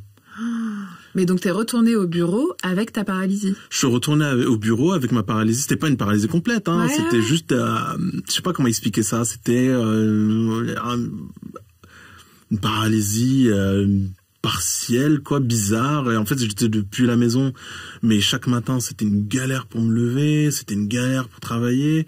Mais ouais, en fait, le moment où on m'a dit c'est fini, c'est parti. C'est fou. Et les médecins, il y a des médecins qui t'accompagnaient pendant justement cette période, avant même qu'ils te disent c'est fini, pour essayer de comprendre pourquoi il y a cette paralysie, qu'est-ce qu'on peut faire. En fait, ce qu'on m'a dit, c'est bizarre, on n'arrive pas à comprendre, et c'est pour ça qu'ils parlaient de la sclérose en plaques. Et encore une fois, je veux juste me rappeler que c'était pas non plus une paralysie totale, quoi. C'était une sensation, en fait, maintenant que j'y pense, c'est une sensation de tension extrême au niveau du visage, qui faisait que j'avais pas un contrôle total de mes mouvements au niveau du côté gauche, quoi. Ouais. Et en gros, c'est moi, tout ce qu'on m'a dit, c'est peut-être que vous avez la sclérose en plaques. Ouais. Bon, maintenant, on va attendre de faire un IRM. Et tu te dis, mais et puis ça prend du temps d'avoir un IRM. Mais ouais, le moment où en fait j'ai été viré, en fait, petit à petit, ça a pris avant que je me sente comme avant, que je me sente normal, ça a pris peut-être 3 mois. Ah ouais. Mais en fait, il fallait juste que toute l'adrénaline, le cortisol, donc c'est les hormones du stress, et les redescendent, fait que ça redescende, que la tension redescende, et pour que je me rende compte qu'on se rend compte qu'en fait non, j'ai pas une maladie, je suis juste ultra méga stressé et pas en raccord avec ce que j'aime et ce que je veux faire depuis un moment. Et est-ce que tu voyais un psy, ou est-ce que justement tu avais des médicaments qui pouvaient te soulager? Je voyais un psy. Je voyais un psy à ce moment-là. J'ai commencé à avoir un psy, pas longtemps après, en juin, pour m'aider à me reconnecter, à aller mieux, etc. Ouais. Mais c'est compliqué parce que t'as plus de boulot. Ouais. Et tu sais que t'as besoin de voir un psy. Et c'est pas remboursé, j'imagine, en plus. Ah non, mais non seulement c'est pas remboursé, mais ça coûte beaucoup plus cher qu'ici. Ouais. Un psy, une session au Canada, ça coûte $200. Voilà. Ce qui fait à peu près 170 €, quoi. Donc, mais tu sais que tu dois aller le faire. Du coup, tu te dis, ok, heureusement, j'avais un peu de chômage, mais tu te dis, ok, j'ai un peu de chômage, mais je suis en train de le dépenser à Est-ce qu'il y a du chômage là-bas? Oui, il y a du chômage là-bas. Ok. Oui, il y a du chômage. Je me suis dit, ok, heureusement que j'ai du chômage, parce que sinon, en fait, je vois pas comment je pourrais payer ces séances de psy, mais tu payes, j'avais 2 séances par mois, c'est 400 $ par mois, sur un chômage de 1200, 1300, tu te dis, mais comment tu fais? Moi, la seule chose qui m'a aidé, c'est le fait que j'avais ma femme, qui avait un boulot, qui me dit, non, vas-y, va chez le psy, ouais, tu dépenses de l'argent, mais là, il faut que tu ailles mieux mentalement, parce que clairement, ça va pas. Non, mais la santé, c'est primordial. C'est primordial, oui. Et ta femme avait trouvé un boulot, d'ailleurs, à Calgary? Pour faire court, il lui a fallu 2 ans pour trouver un boulot, c'était hyper compliqué, mais elle a trouvé un boulot. Elle a trouvé un boulot, ouais. Et elle est dans son domaine, dans ce qu'elle aime, donc c'était cool. Qu'est-ce que c'est? Relations internationales. Ok, très bien. Ok. Donc beaucoup d'émotions cet été-là. En septembre, je commence enfin à ressouffler, à aller mieux. Et c'est là où c'est le moment où je me dis, tu sais quoi, je vais faire, en été, septembre, je vais faire des vidéos de pâtisserie, je vais faire quelques posts. Parce que finalement, c'est ce qui te faisait du bien. Parce que c'est ce qui me faisait du bien, pardon. Et en fait, d'un coup, je prends des cours de photo à l'université, qui étaient pas trop chers. Je me dis, bon, j'aime bien la pâtisserie, je vais apprendre à faire de la photo un petit peu. Et en fait, mon compte Instagram, il commence à monter. Je passe de 200, 300 à peut-être un truc du genre 6000, 7000 en septembre. Dis, oui, en 3 mois. En quelques mois, ouais. Non, ça monte vite. Il y avait beaucoup moins de concurrence aussi sur Insta à l'époque, donc ça aide. Mais aussi, j'ai pris des cours de photo, j'ai fait en sorte de faire des... Et j'avais du temps, j'étais au chômage. Et tes pâtisseries étaient belles. Et mes pâtisseries étaient déjà pas mal. Et donc, à un moment où je me dis, enfin, je respire, enfin, ça va mieux. Mentalement, je fais quelque chose que j'aime. C'est pas encore vraiment mon métier, parce que je sais pas que je vais en faire mon métier. Là, ma mère attrape le Covid en octobre. Et je rentre en France en urgence parce qu'on me dit qu'elle va pas, et elle décède en octobre. T'as pu la voir? J'ai pu la voir avant, j'ai eu la chance. C'était l'un des rares moments pendant le confinement où les frontières étaient ouvertes. Ok. Oui, t'étais entre 2 confinements. J'étais entre 2 confinements, du coup j'ai pu rentrer, j'ai pu la voir, j'ai pu lui parler, et elle est décédée. Et en fait, j'étais vraiment en mode, non, mais qu'est-ce que j'ai fait, quoi. Enfin, parce que sortir d'un burn-out, c'est ultra compliqué. Et puis après, t'as un autre trauma qui tombe sur la tête. Et du coup, en fait, pendant des mois, j'ai sombré entre le mois d'octobre et le mois au moins de février-mars. Pour te dire, j'ai aucun souvenir de cette époque. Ah ouais. Rien du tout, à part le décès de ma mère, rien. Et pourquoi tu te dis, qu'est-ce que j'ai fait? T'as l'impression d'être responsable dans tout ça? Non, j'ai pas l'impression d'être responsable, mais... Je sais pas, je comprends pas en fait. Tu remets en question tes choix de vie ou des choses comme ça ou Non, je remets pas en question mes choix de vie, mais je me demande... Je sais pas, je me dis que c'est injuste. Il n'y a rien de juste, la vie n'est pas juste, la vie n'est jamais juste, la vie est ce qu'elle est, enfin en tout cas c'est comme ça que je le vois. Elle est ni juste ni injuste, c'est la vie, mais c'est un moment dans ma vie où je me dis c'est trop, quoi. Mais c'est trop, j'avais enfin réussi à respirer, je me prends ça, et puis ce deuil, c'était vraiment vraiment dur. Et comment je vais ressortir ça en fait de là en fait, parce que tu te mets dans un truc, tu te dis mais je vais jamais ressortir de ce trou. Et heureusement j'avais ma psy, heureusement j'avais ma femme, mais c'était vraiment compliqué. Tu continues à ce moment-là les vidéos? Un peu, mais vraiment vite fait. T'as pas la tête à ça. J'ai pas vraiment la tête à ça. Et c'est en février que je fais un pop-up où je vends des pâtisseries. Comment ça arrive ça? En fait, il y a un café à Calgary où j'allais souvent. Et à ce café, il y a un type qui me suit sur les réseaux et qui me dit « ça te dit de faire un gâteau, de faire un petit événement et tout ?» Et je me dis « bon, ouais, pourquoi pas ?» Et c'était l'époque où je savais pas vraiment où est-ce que j'allais. Ouais. Je savais pas je savais que j'aimais les gâteaux, mais est-ce que j'ai envie d'avoir ma pâtisserie? Est-ce que j'ai envie... Je sais pas, en fait. Je sais juste que j'aime les gâteaux. Encore une fois, je sais ce que j'aime, je sais ce qui m'intéresse, mais je sais pas ce que je vais en faire.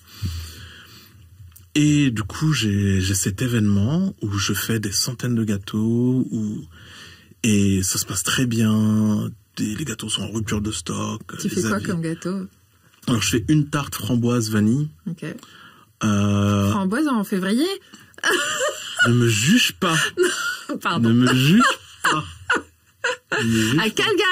À Calgary. Pardon. Mais quelle honte! Comment oses-tu? Ouais, framboise. De toute façon, Calgary, rien ne pousse. Ouais, en fait, c'est ça qu'il faut se mettre en tête, c'est qu'il y a absolument aucun fruit qui pousse à Calgary. Tu fais des flocons.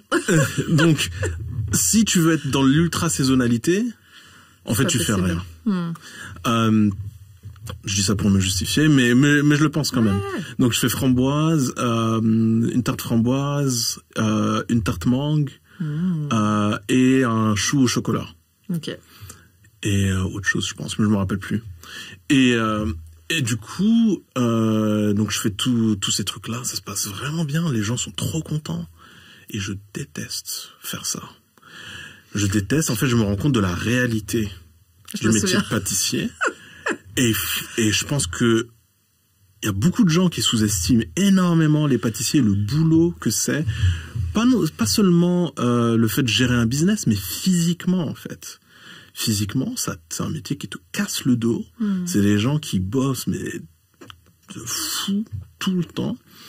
Mais c'est pas seulement le côté physique, en fait, qui me gêne, c'est le côté répétitif. Ouais, travailler à la chaîne. Quoi. Travailler à la chaîne. Et moi, je suis quelqu'un qui a un peu, des problèmes d'attention, je m'ennuie très très vite. Et donc, je sais faire 100 gâteaux, je vais te les faire, ils sont tous parfaits, ils ont tous la même tête. Ouais. Mais en fait, je me dis, mais j'en peux plus. Au bout de 30 minutes, je me dis, mais pourquoi je fais ça? Je suis là, boum, boum, boum, boum, boum. Et en plus, c'est pas juste, tu poches, c'est qu'il faut que ce soit bien poché. Il faut qu'ils aient tous, en théorie, tu veux que tous tes clients aient exactement le même gâteau, tous pochés de la même manière. Et j'aime vraiment pas.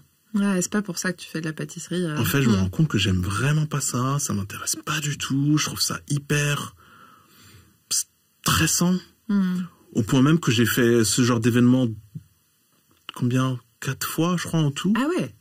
Parce qu'à chaque fois, je me dis non, mais c'est peut-être parce que j'ai pas l'expérience, ou c'est peut-être parce que j'ai pas d'aide, donc j'ai demandé de l'aide, ou c'est peut-être parce que j'étais pas dans une cuisine professionnelle, du coup je fais ça dans une cuisine pro. Mais en fait, non, j'aime juste pas ça, au point que même que ma femme me dit non mais Saïd, il faut que t'arrêtes. Parce que clairement, ça marche pas pour toi, t'es pas bien. Parce qu'en fait, c'est elle qui le vit, tu vois. Pendant une semaine, je suis irascible, je suis de mauvaise humeur, je suis hyper stressé, angoissé, et je déteste ma vie. Et après, elle me dit, non, mais t'as changé de carrière pour faire quelque chose que t'aimes. Là, clairement, t'aimes pas ça du tout. Ouais. À quoi ça sert?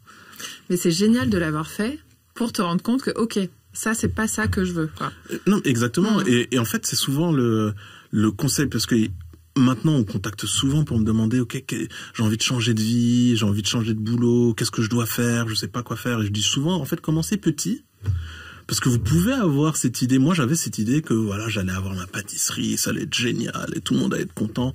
Tu peux t'imaginer quelque chose, tu peux fantasmer quelque chose. Et en fait, dans les faits, t'essayes à petite échelle. Il faut toujours essayer à petite échelle. Et en fait, tu te rends compte qu'en fait, non, t'aimes pas du tout. C'est beaucoup plus compliqué, c'est beaucoup plus dur, c'est beaucoup plus long. Ou ouais, ça te correspond pas, quoi. Ouais. Donc ouais, là, c'est le moment où je me dis que je vais essayer de faire 2 choses. 1, faire monter mon compte Instagram, etc. Et 2, c'est de donner des cours de pâtisserie. Alors, juste petite pause en arrière. À ce moment-là, tu avais déjà décidé que tu allais te reconvertir dans la pâtisserie? Je pense que ouais, c'était le moment où j'ai décidé ça. C'était ouais, plus ou moins au moment de ce pop-up en février. Parce que en fait, c'était justement, les 2 déclencheurs, ça a été le burn-out et surtout le décès de ma mère. Ouais. Parce que j'ai eu ce truc où je me suis dit, mais en fait, la vie, elle est trop courte, quoi. La vie, elle est trop courte pour toujours dire, non, mais un jour, je ferai ci, non, mais peut-être un jour, peut-être dans 1 an, peut-être dans 2 ans. Et en fait, c'est un peu fataliste de dire ça, mais en fait, tu sais pas quand tu vas mourir. Ouais, exactement. Tu sais pas si tu auras, par exemple, les capacités mentales, physiques, de bosser dans un certain domaine en particulier. Du coup, je pense qu'en tant qu'être humain, et c'est bien pour ça, c'est peut-être ce qu'il y a pour le mieux pour sa santé mentale, on a tendance des fois à se penser immortel, et qu'il y a toujours le temps, qu'un jour on pourra le faire. Mais pas forcément. Ouais. Ma mère, elle avait 60 ans, elle était pas très vieille, hein, et puis un jour ça finit, et du coup moi je me suis dit, non, la vie est courte, je vais essayer au moins. Ouais, et pas de regret, quoi. Et pas de regret. Au pire, si j'aime pas, et puis tu peux toujours retourner dans ton boulot d'avant, quoi. Ouais. Ok. Donc là, tu te dis, je vais donner des cours de pâtisserie. Ouais, du coup, je me dis, je vais donner des cours de pâtisserie parce que, en fait, je me rends compte, moi, je poste mes photos en 2020, 2021, mes photos, mes vidéos, et je me rends compte qu'en fait, il y a vachement de gens qui me disent, mais qu'est-ce que t'es fort, t'as un talent inné pour ça, mais qu'est-ce que t'es bon à faire des gâteaux. Et moi, je me dis, mais vous avez pas vu mon Saint-Honoré, en fait. Vous retournez dans mon feed Instagram, en fait, mais c'est pas du tout inné de faire des gâteaux. Il y a plein de choses comme ça. En fait, c'est du boulot. Non seulement c'est du boulot, il faut s'exercer, il faut pratiquer et tout, mais c'est aussi avoir une connaissance de certains process, savoir comment les crèmes, les textures marchent. Mais c'est pas inné, en tout cas. Ouais. On n'est pas tous nés avec une spatule dans la main et un fouet dans l'autre. Ouais, mais c'est génial de le dire, quoi. Mais c'est ça. Et puis, moi, je trouvais ça fou que les gens pensaient tous que j'avais ce talent inné et qui m'était venu de nulle part. Et en fait, je me suis dit, ok, pourquoi pas accompagner les gens, les aider à devenir meilleurs en pâtisserie, et en gros leur donner un petit raccourci, c'est-à-dire que moi j'ai galéré à feuilleter dans des livres pendant des mois et des mois. Je vais essayer vraiment de condenser l'information, de la résumer, et c'est aussi beaucoup ce qu'on fait en fait en sciences, quand on fait de la vulgarisation scientifique. Ouais, carrément. Et c'est de là en fait que ça m'est venu, c'est-à-dire que des fois tu as des concepts qui sont ultra compliqués, et comment en fait tu fais en sorte de prendre ce concept ultra compliqué et tu le résumes, tu le simplifies pour donner quelque chose d'accessible en fait au plus grand monde. Et du coup, je me dis, je vais faire ça. Donc je commence à poster des vidéos de recettes, encore une fois bien expliquées, courtes et tout. Et puis je donne des cours, et là cours, tu les donnes en physique ou en virtuel? Alors les cours, je les donne un peu en physique, mais je me rends compte que ça marche pas trop. On était quand même encore en 2021, les gens ils ont encore un peu peur, ce que je comprends, mais surtout en virtuel. Et en fait, à ce moment-là, ça marche du feu de Dieu, c'est-à-dire que mon Instagram passe de, je sais plus, 10 000 à 100 000 en, je sais pas, 2 mois, 3 mois, parce que je donne des mini-extraits de cours. Les gens s'inscrivent aux cours, ils prennent des cours en ligne et tout, et ils sont super contents. Et moi aussi, je suis super content pour le coup, parce qu'en fait, là, je me dis, ok, je suis à ma place, j'adore ce que je fais, parce qu'il y a quand même autant faire des gâteaux à l'infini, ça me gavait, quoi. Mais en fait, à chaque cours que je faisais, c'était des cours Zoom à l'époque, en visio, c'est-à-dire qu'à chaque fois, t'as plein de personnes différentes. Et ce qui était fou, parce que tout était en anglais, en fait, j'avais des gens de partout dans le monde. Donc, j'avais des gens... Moi, il y a un jour, il y avait deux situations que j'ai trouvées super drôles. Un jour, j'avais un cours avec quelqu'un du Zimbabwe, une personne de l'Argentine, une personne des États-Unis et une personne d'Amsterdam. Wow. Et t'es là, chez moi il est telle heure, chez moi il est telle heure, et du coup chacun un peu ses ingrédients, et chaque personne, parce que je faisais des cours où en gros je faisais la recette en même temps que les gens et je les guidais sur les différentes étapes. Et puis j'ai un autre cours où c'était drôle, je me retrouve avec 3 personnes de Chicago, 2 qui habitent sur la même rue, mais non, qui se connaissent pas. Et qui se sont mariés depuis, qui ont des enfants. Et je dis, à chaque cours, je commence, tu viens d'où? Puis ils disent Chicago. Je dis, waouh. Et puis il y en a deux qui disent, t'habites là? Ils me disent, mais en fait, je suis juste à côté de chez toi et tout. C'est dingue. Et je leur dis, mais, retrouvez-vous dans la cuisine après, allez faire des gâteaux après, mais c'est trop drôle. Tu sais s'ils se sont vus ensuite? Je sais pas du tout, mais j'ai trouvé ça incroyable, c'est top. Ouais, tu rencontres tellement de gens, même à distance, quoi. C'est ça, tu rencontres des gens, tout le monde est différent, tout le monde a une personnalité différente.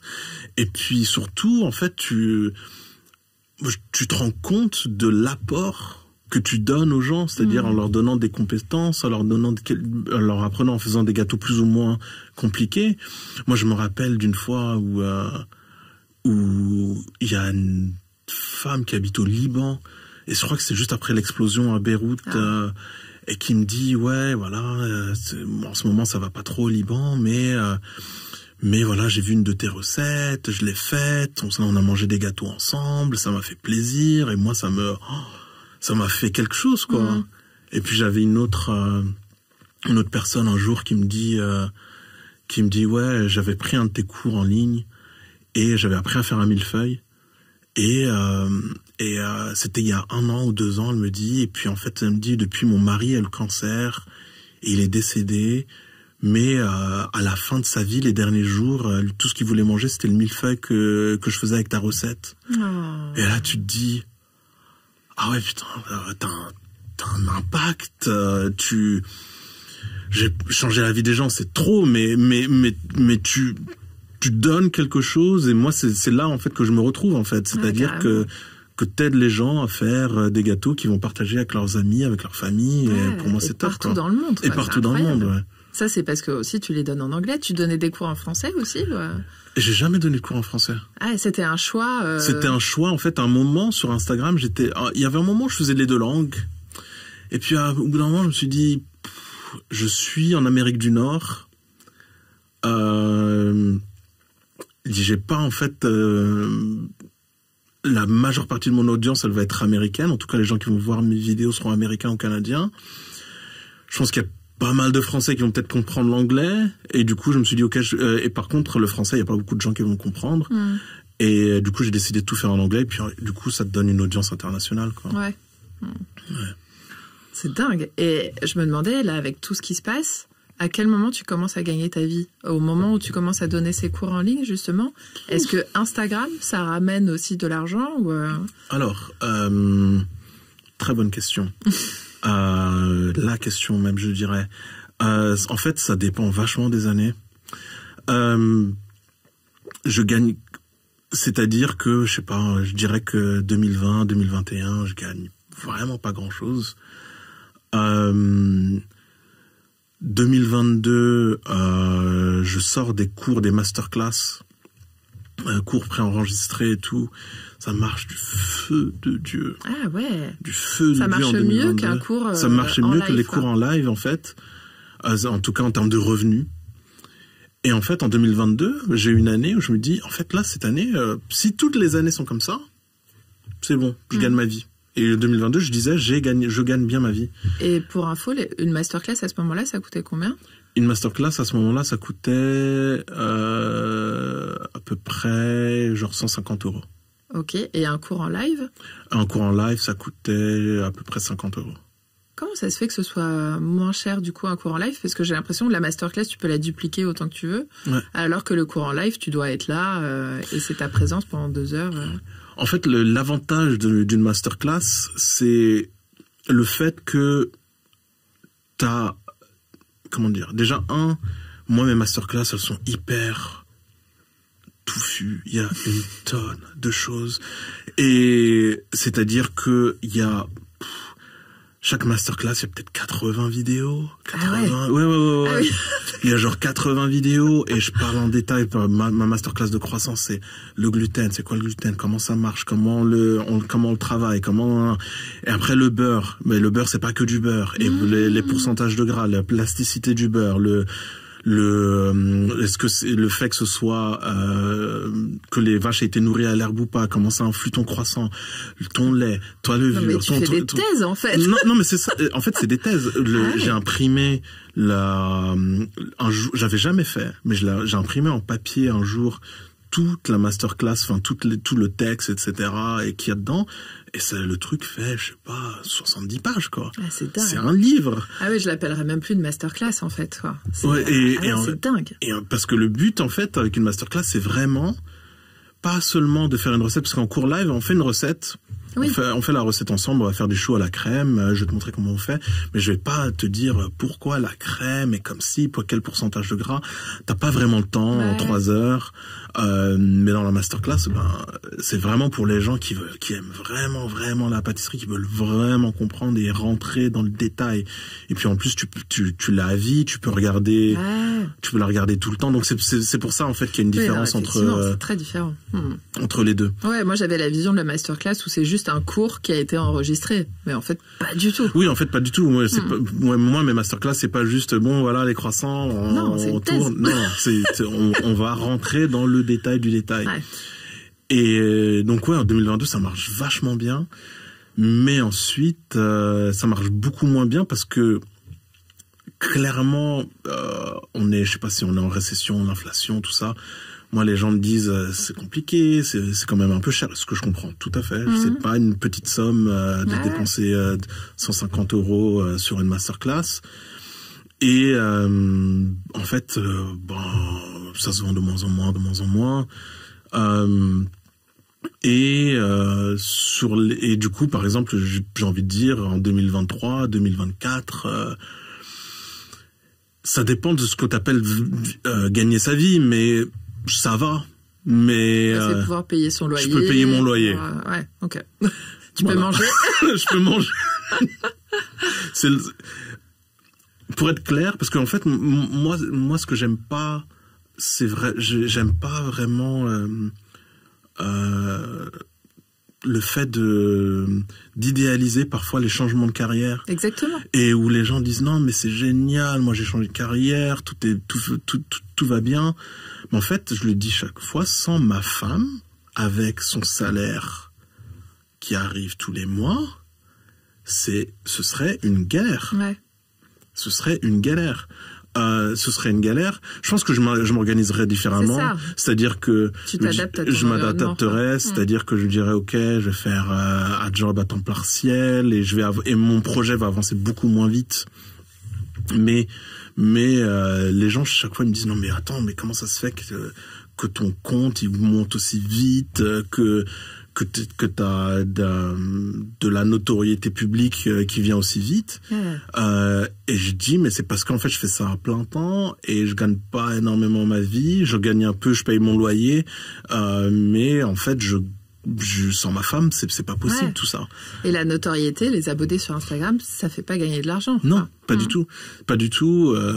La seule chose qui fait gagner de l'argent avec les abonnés Instagram, c'est quand j'ai des partenariats avec des marques. Et là, t'en fais à ce moment-là ? J'ai un partenariat avec Valrhona en 2021.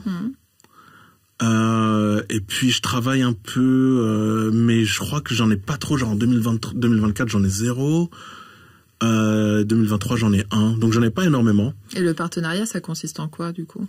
Partenariat, par exemple, pour moi, en tout cas moi la manière dont je fais ça, c'est que je travaille avec des marques que j'aime et que j'utilise quotidiennement. C'était typiquement le cas pour Valrhona, c'est-à-dire que j'utilise leur chocolat et pour moi. Et en fait, eux, ils avaient remarqué. J'avais fait une vidéo, en gros, je sais plus ce que c'était, mais qui est devenue virale. Et en fait, ils voyaient que j'utilisais leurs fèves. Et du coup, ils voient l'opportunité tout de suite. Ils disaient, mais attends, c'est qui ce type ? Pourquoi il fait ces vidéos, elles sont virales ? C'est en anglais. On essaie de développer la branche américaine de Valrhona. Et du coup, c'est Valrhona Amérique qui m'a contacté, avec qui j'ai travaillé, et pour qui j'ai fait ces vidéos-là. Et du coup, oui, dis-moi. Pardon, donc pour ceux qui savent pas comment ça fonctionne, tu fais des vidéos de recettes avec leur chocolat en nommant le chocolat Valrhona. Exactement. Je fais des vidéos de recettes avec leur chocolat. J'avais fait une ganache, un crémeux. Voilà, simplifier des recettes de base. Et en gros, pour moi, en fait, je fais ça surtout avec des marques que j'apprécie, que j'utilise naturellement. Du coup, j'ai pas l'impression de me vendre, je te vends pas du dentifrice, quoi, alors que j'ai un compte de pâtisserie. Mais pourtant, tu utilises du dentifrice 2 fois par jour, minimum. Qui sait? Mais non. mais oui. Du coup, je travaille avec Valrhona et du coup, tu fais des vidéos pour eux et t'es payé selon par vidéo et puis stories. Mais du coup, c'est assez ponctuel. C'est assez ponctuel. En fait, il faut qu'il y ait un alignement entre moi et ce que je fais et ce que eux ils veulent. Et par exemple, un jour, il y a quelqu'un qui m'a contacté, qui m'a dit ouais, vous voulez pas faire une pub pour nous pour des pilules minceurs? Et pourtant, ils proposaient de l'argent. J'ai dit, mais non, en fait, c'est pas du tout mes valeurs. Ils ont de l'argent, ouais. Mais ils savent même pas, en fait, qui tu es et ce que tu fais quand ils te proposent ça. Non, je pense que si. Je pense qu'en fait, ce sur quoi ils jouent, ces personnes-là, c'est qu'ils se disent, les gens qui mangent des gâteaux, il y en a sûrement beaucoup qui culpabilisent de manger des gâteaux. Ah ouais, mais toi, tu peux surtout pas culpabiliser ton audience. Je veux pas culpabiliser. C'est ça, j'ai pas envie que les gens mais pour moi, les gâteaux, c'est du bonheur. Tu manges ton gâteau. Si tu trouves que t'en manges trop, t'en manges un petit peu moins et puis. Tu fais du sport. Tu fais du sport. Non, mais c'est ça. Pour moi, tu fais du sport, mais moi, j'ai pas envie de rentrer dans ces trucs minceur. Mais on m'a proposé au moins 2-3 fois des trucs minceurs. Bah, c'est eux qui ont l'argent. Parce que c'est eux qui ont l'argent et parce qu'ils se disent, en fait, ouais, mais mes abonnés, sûrement, ils se sentent coupables de manger les gâteaux. Donc c'est en fait une bonne cible pour eux, quoi. Mais je veux pas rentrer là-dedans. Ouais, c'est pas du tout tes valeurs. Non, pas du tout. Mais ouais, je sais plus. Donc là, on en est à, justement, les masterclass se vendent de moins en moins bien parce que, récession ou inflation. Ouais, récession, inflation, puis aussi la compétition, en fait, sur les réseaux, elle augmente énormément. Ouais. C'est-à-dire que c'est pas que j'ai eu de la chance, ça a marché mon compte parce que je faisais des bonnes vidéos, mais je sais pas si tu me demandais aujourd'hui de créer un compte Instagram depuis zéro et de monter jusqu'à 180 000 followers comme aujourd'hui. Ça pourrait être compliqué. Il y a beaucoup plus de compétition maintenant. Et pareil pour les masterclass. En fait, moi, je faisais partie des pionniers avec d'autres personnes comme Charles et Ava et tout. Et en fait, après, tout le monde s'est mis à en faire. Ouais. Du coup, t'as une concurrence de dingue avec aussi des plateformes comme Gronda, Schoolinary, je sais pas si tu connais tout ça. Grosses plateformes qui font des cours en ligne. Okay. Ouais. Ok, donc là, comment tu transformes l'essai là? Comment je transforme l'essai? Je suis encore en train d'y réfléchir. mais la chose que je me dis, en fait, c'est ok, comment je sais que mes cours sont bien, je sais que mes masterclass sont bien, parce que chaque personne qui l'achète m'envoie ensuite un email en disant non mais c'est malade, je me rendais pas compte qu'il y avait autant d'informations, c'est fou. Ah, mais ça il faut que tu communiques dessus parce qu'effectivement moi non plus je me rendais pas compte. Et ben exactement, et du coup je me dis, c'est ce que j'essaie de me dire maintenant, c'est comment peut-être engager quelqu'un, mais je suis à un point de ma carrière où je gagne assez pour payer mes factures, mais est-ce que je gagne assez pour engager quelqu'un, je sais pas, qui va m'aider à communiquer là-dessus, sur la quantité de contenu qu'il y a, à quel point ça aide vraiment les gens. Ouais, avoir ce recul en fait sur tout ce que tu fais. Parce que moi on n'a jamais le recul en fait quand on est dans son truc, dans son jus, on bosse, mais on sait pas vraiment ce qu'on fait. Et du coup, bien il y a ça. L'autre chose que maintenant que ça va mieux dans le monde, je me dis je vais faire aussi des cours en présentiel. Je pense que je vais reprendre. J'avais commencé ça un petit peu avant la pandémie et un peu pendant, vite fait. Mais là, je me dis que je vais faire ça parce que je pense que il y a beaucoup de gens qui en ont aussi un peu marre de tout ce qui est en ligne, qui veulent du contact, ils veulent voir des gens, ils veulent du lien social, ils veulent parler, ils veulent aussi toucher la matière. Ouais.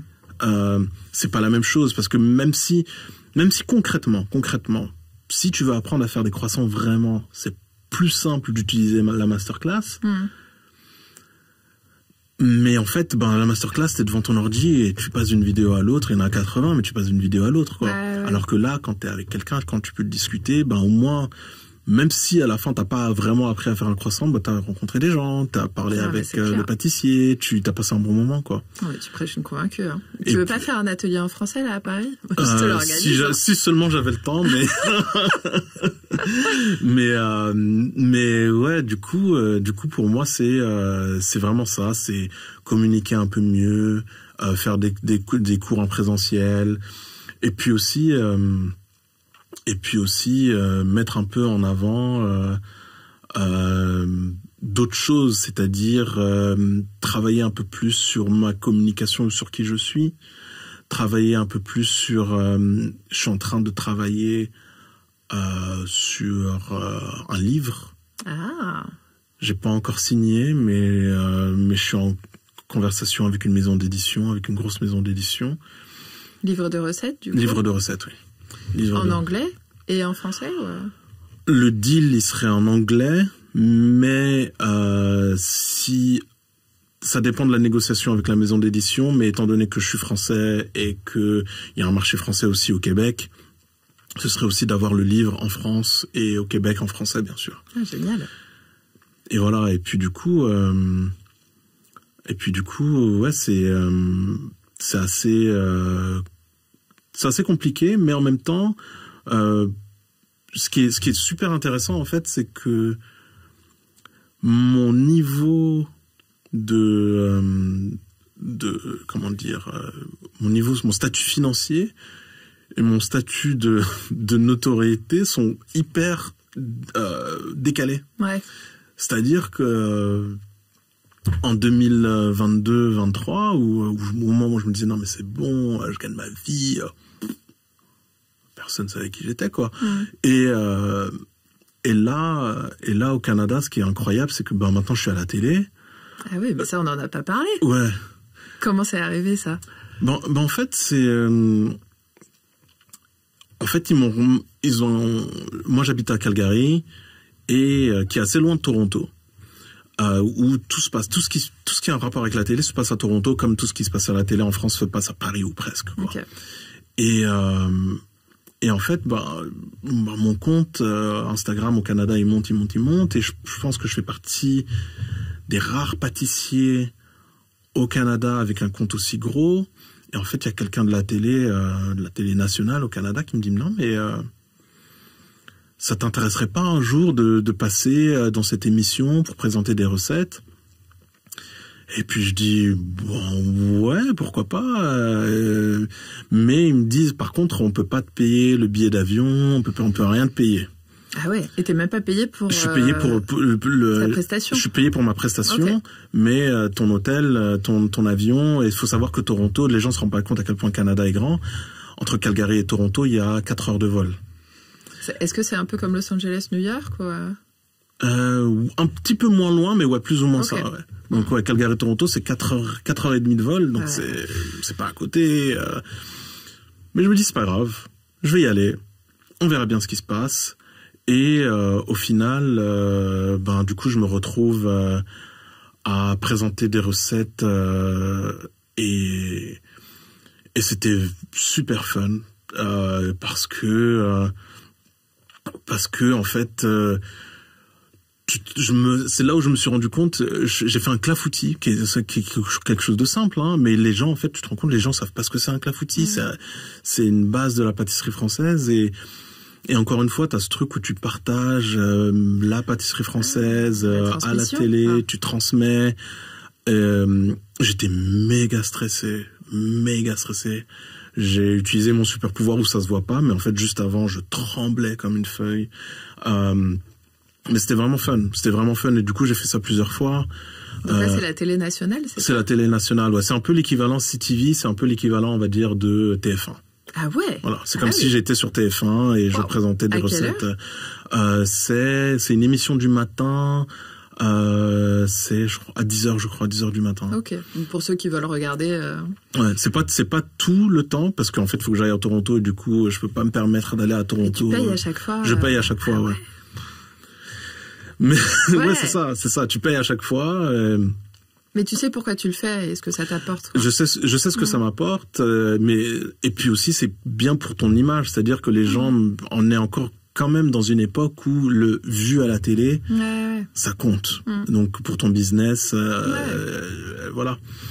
Et puis il y a eu un truc de fou qui s'est passé en fait à force de passer à la télé tout le temps dans cette émission, enfin assez souvent en tout cas.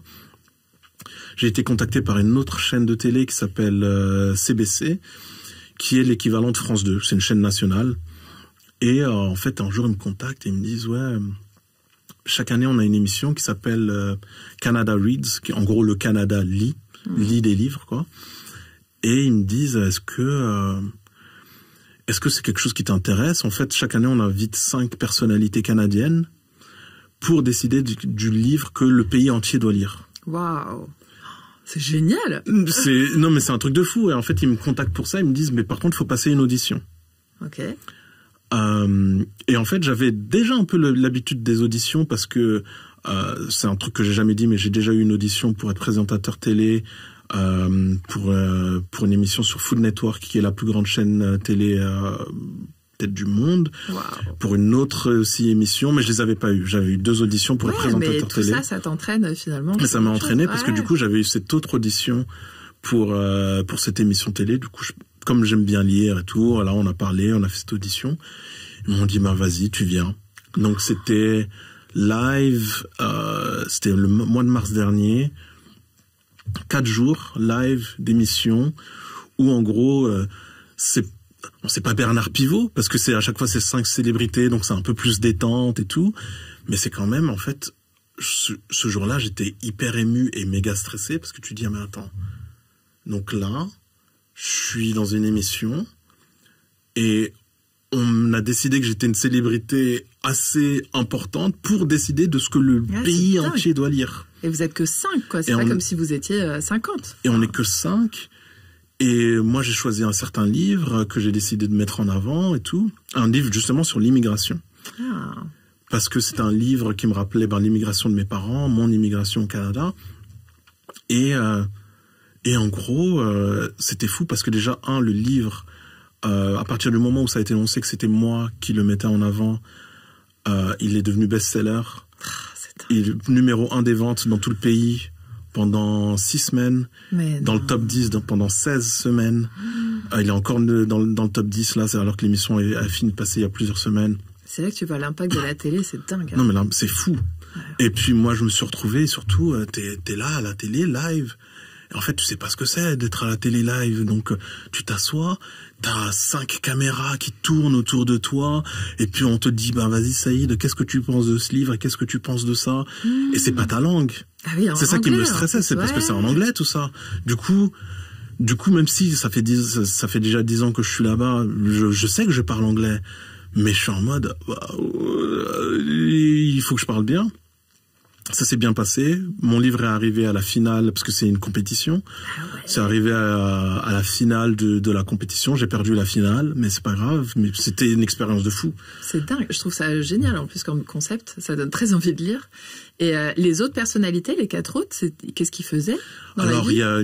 Il y avait une championne olympique qui avait gagné la médaille d'or aux Jeux Olympiques de Tokyo, de nage. Qui s'appelle Maggie. Il y en a une qui est une star de télé, c'est-à-dire que elle a une émission dans elle a une émission télé depuis 18 ans sur la chaîne principale.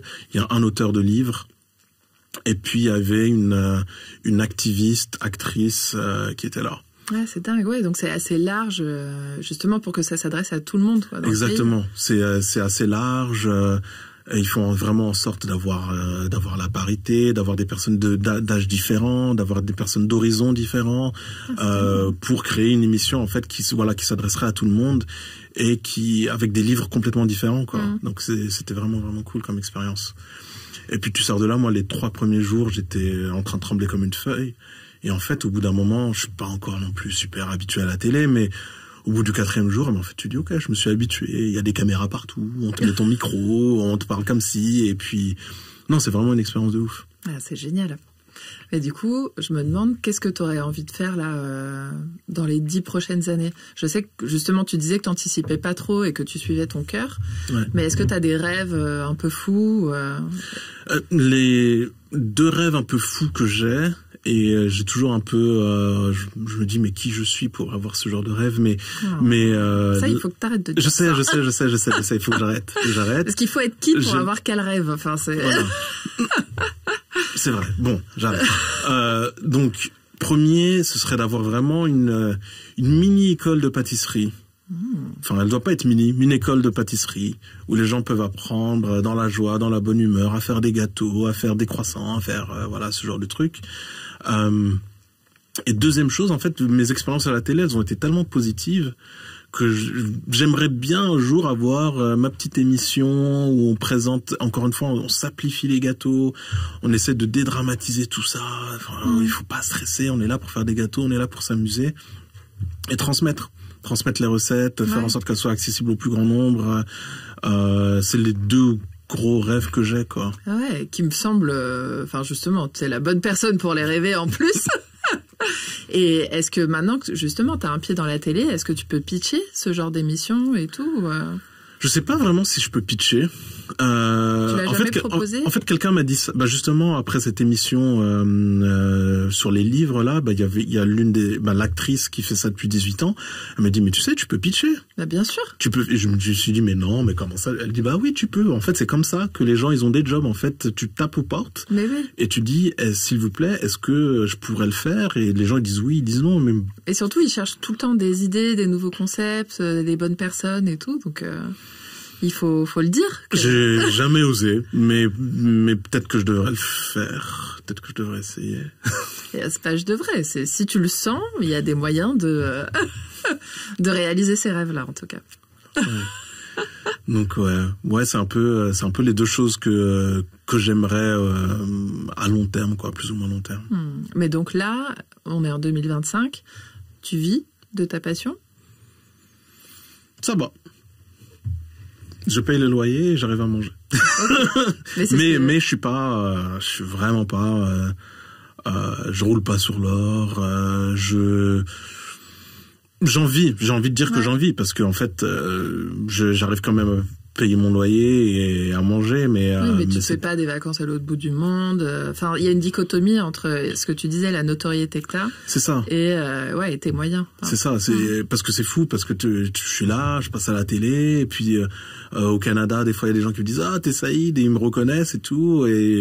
Mais je pense qu'il y a des gens qui pensent que je suis pété de thunes, mais pas du tout. Et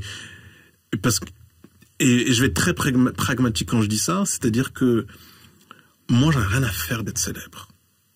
Mais vraiment rien à faire. Je m'en fous. Je préfère avoir une bonne stabilité financière et faire les choses que j'aime plutôt qu'être célèbre. Si je devais choisir entre les deux, être célèbre, en fait, moi, ça m'apporte pas grand-chose, en fait, que les gens me reconnaissent dans la rue et qu'ils me disent bonjour. Enfin, je suis toujours content, parce que... Mais en fait, ce que ça t'apporte, je pense que c'est la transmission, cette valeur qui est importante pour toi de transmettre aux gens. C'est ça. Moi, je suis content de transmettre aux gens, mais si j'étais complètement inconnu, que personne ne savait que j'existais, à part ceux qui prennent mes cours et qui font mes recettes, ça me va totalement. Ouais. Et j'ai quelques questions, on est parfait dans les timings. J'adore. Cool. Quelques questions de la fin, mais d'ailleurs tu y as répondu un petit peu à un moment, parce que moi je dis tout le temps que j'invite des gens qui font sur ce podcast, des gens qui écoutent leur cœur et qui passent à l'action, malgré les peurs. Et je voulais savoir ce que tu conseillerais à des gens justement qui n'osent pas.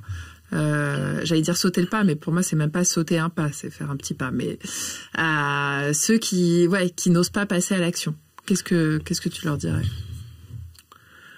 Moi, ce que je dis souvent quand on n'ose pas passer à l'action, c'est de commencer avec des petites actions en fait. Et parce qu'on n'est pas forcément obligé d'arriver du jour au lendemain et de dire je quitte mon job, je quitte mon CDI, je fais plus rien et maintenant je bosse dans la pâtisserie. On peut faire comme j'ai fait. On peut se dire, je vais faire un petit événement. Je vais. Des fois, on peut même faire plus petit que ça. C'est-à-dire que, en fait, maintenant, je me rappelle que le tout premier cours de pâtisserie que j'ai donné, c'était que avec mes amis. Donc, j'ai invité 4-5 amis à la maison. Et je leur ai dit, je vais vous donner un cours. Pourquoi ? Parce que j'avais envie de savoir comment j'allais me sentir. J'avais envie de savoir si eux, ils allaient aimer.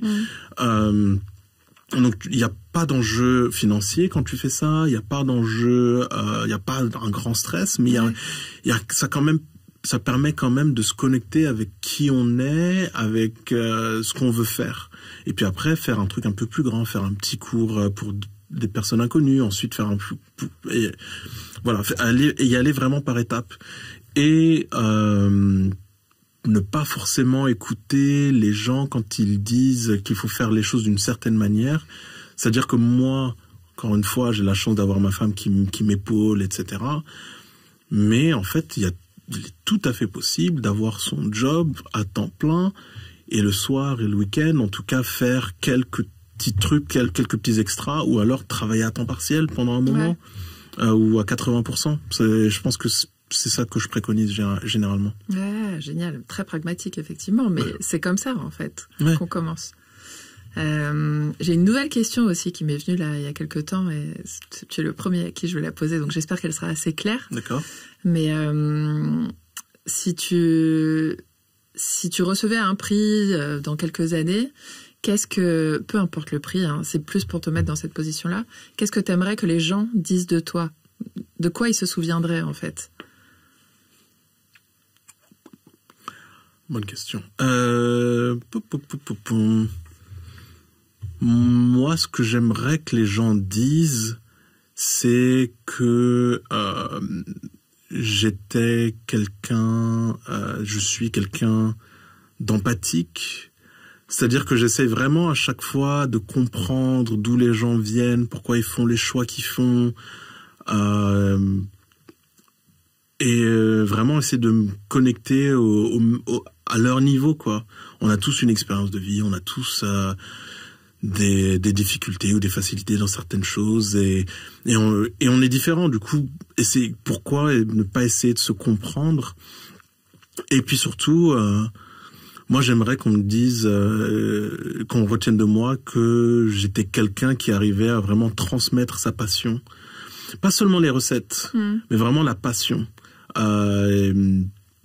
Que j'espère qu'en fait que c'est un peu contagieux, que les gens voient ça et qu'ils se disent Saïd, il adore la pâtisserie, il est passionné. Ben moi je suis passionné par telle chose, pourquoi pas essayer?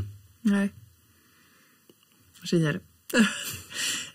Avant la dernière question, j'étais en train de me remémorer un peu tout ton parcours et je me demandais si la cuisine des Comores, elle était revenue un peu dans ta vie ces dernières années, ou c'est pas vraiment un sujet? Si, c'est un super sujet, en fait. En fait, c'est... moi, j'étais tellement avant... comme je le disais, avec l'expérience de ma thèse, j'étais vraiment dans l'assimilation, je vais faire du français, que des desserts français. En fait, je me suis rendu... Là, surtout depuis que ma mère est décédée, je reconnecte un peu avec ces recettes qu'elle faisait, et je me dis, mais en fait, on a plein de gâteaux. On a plein de cuisines qui sont très bonnes, qui sont savoureuses, qui ont... en fait, en ce moment, je suis en train de développer pas mal de recettes comoriennes. Et j'ai envie de les mettre dans le livre de cuisine si jamais ça se fait. Que ce soit un livre où il n'y ait pas que des recettes françaises, mais aussi des recettes comoriennes. Et puis surtout, il y a ce lien entre les Comores et la pâtisserie française, c'est la vanille. C'est pour ça que je parlais de ma grand-mère au début. C'est-à-dire qu'en fait, on utilise énormément de vanille en pâtisserie. Moi, j'ai grandi dans une famille où il y avait de la vanille, ma famille fait encore de la vanille aujourd'hui. Du coup, c'est lié, en fait. Ah, génial. Et du coup, ma dernière question. Ouais.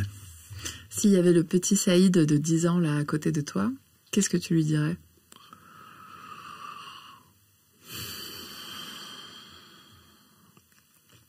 Je pense que... En fait, je lui dirais de suivre son cœur à chaque fois. De continuer à être un peu têtu comme je le suis maintenant, de faire ce qu'il a envie. Qu'est-ce qu'il aime? Ouais. Et de pas trop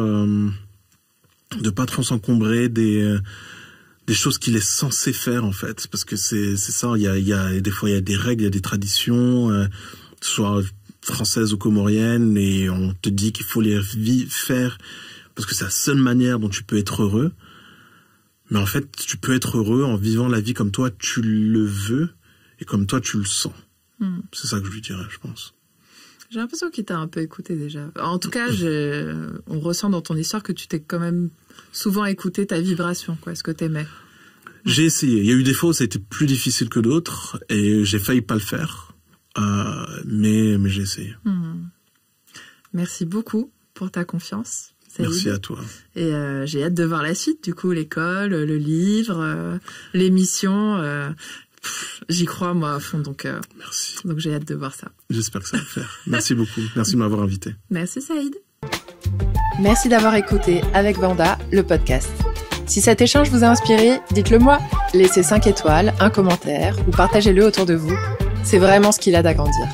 À très bientôt pour une nouvelle dose d'audace et d'inspiration.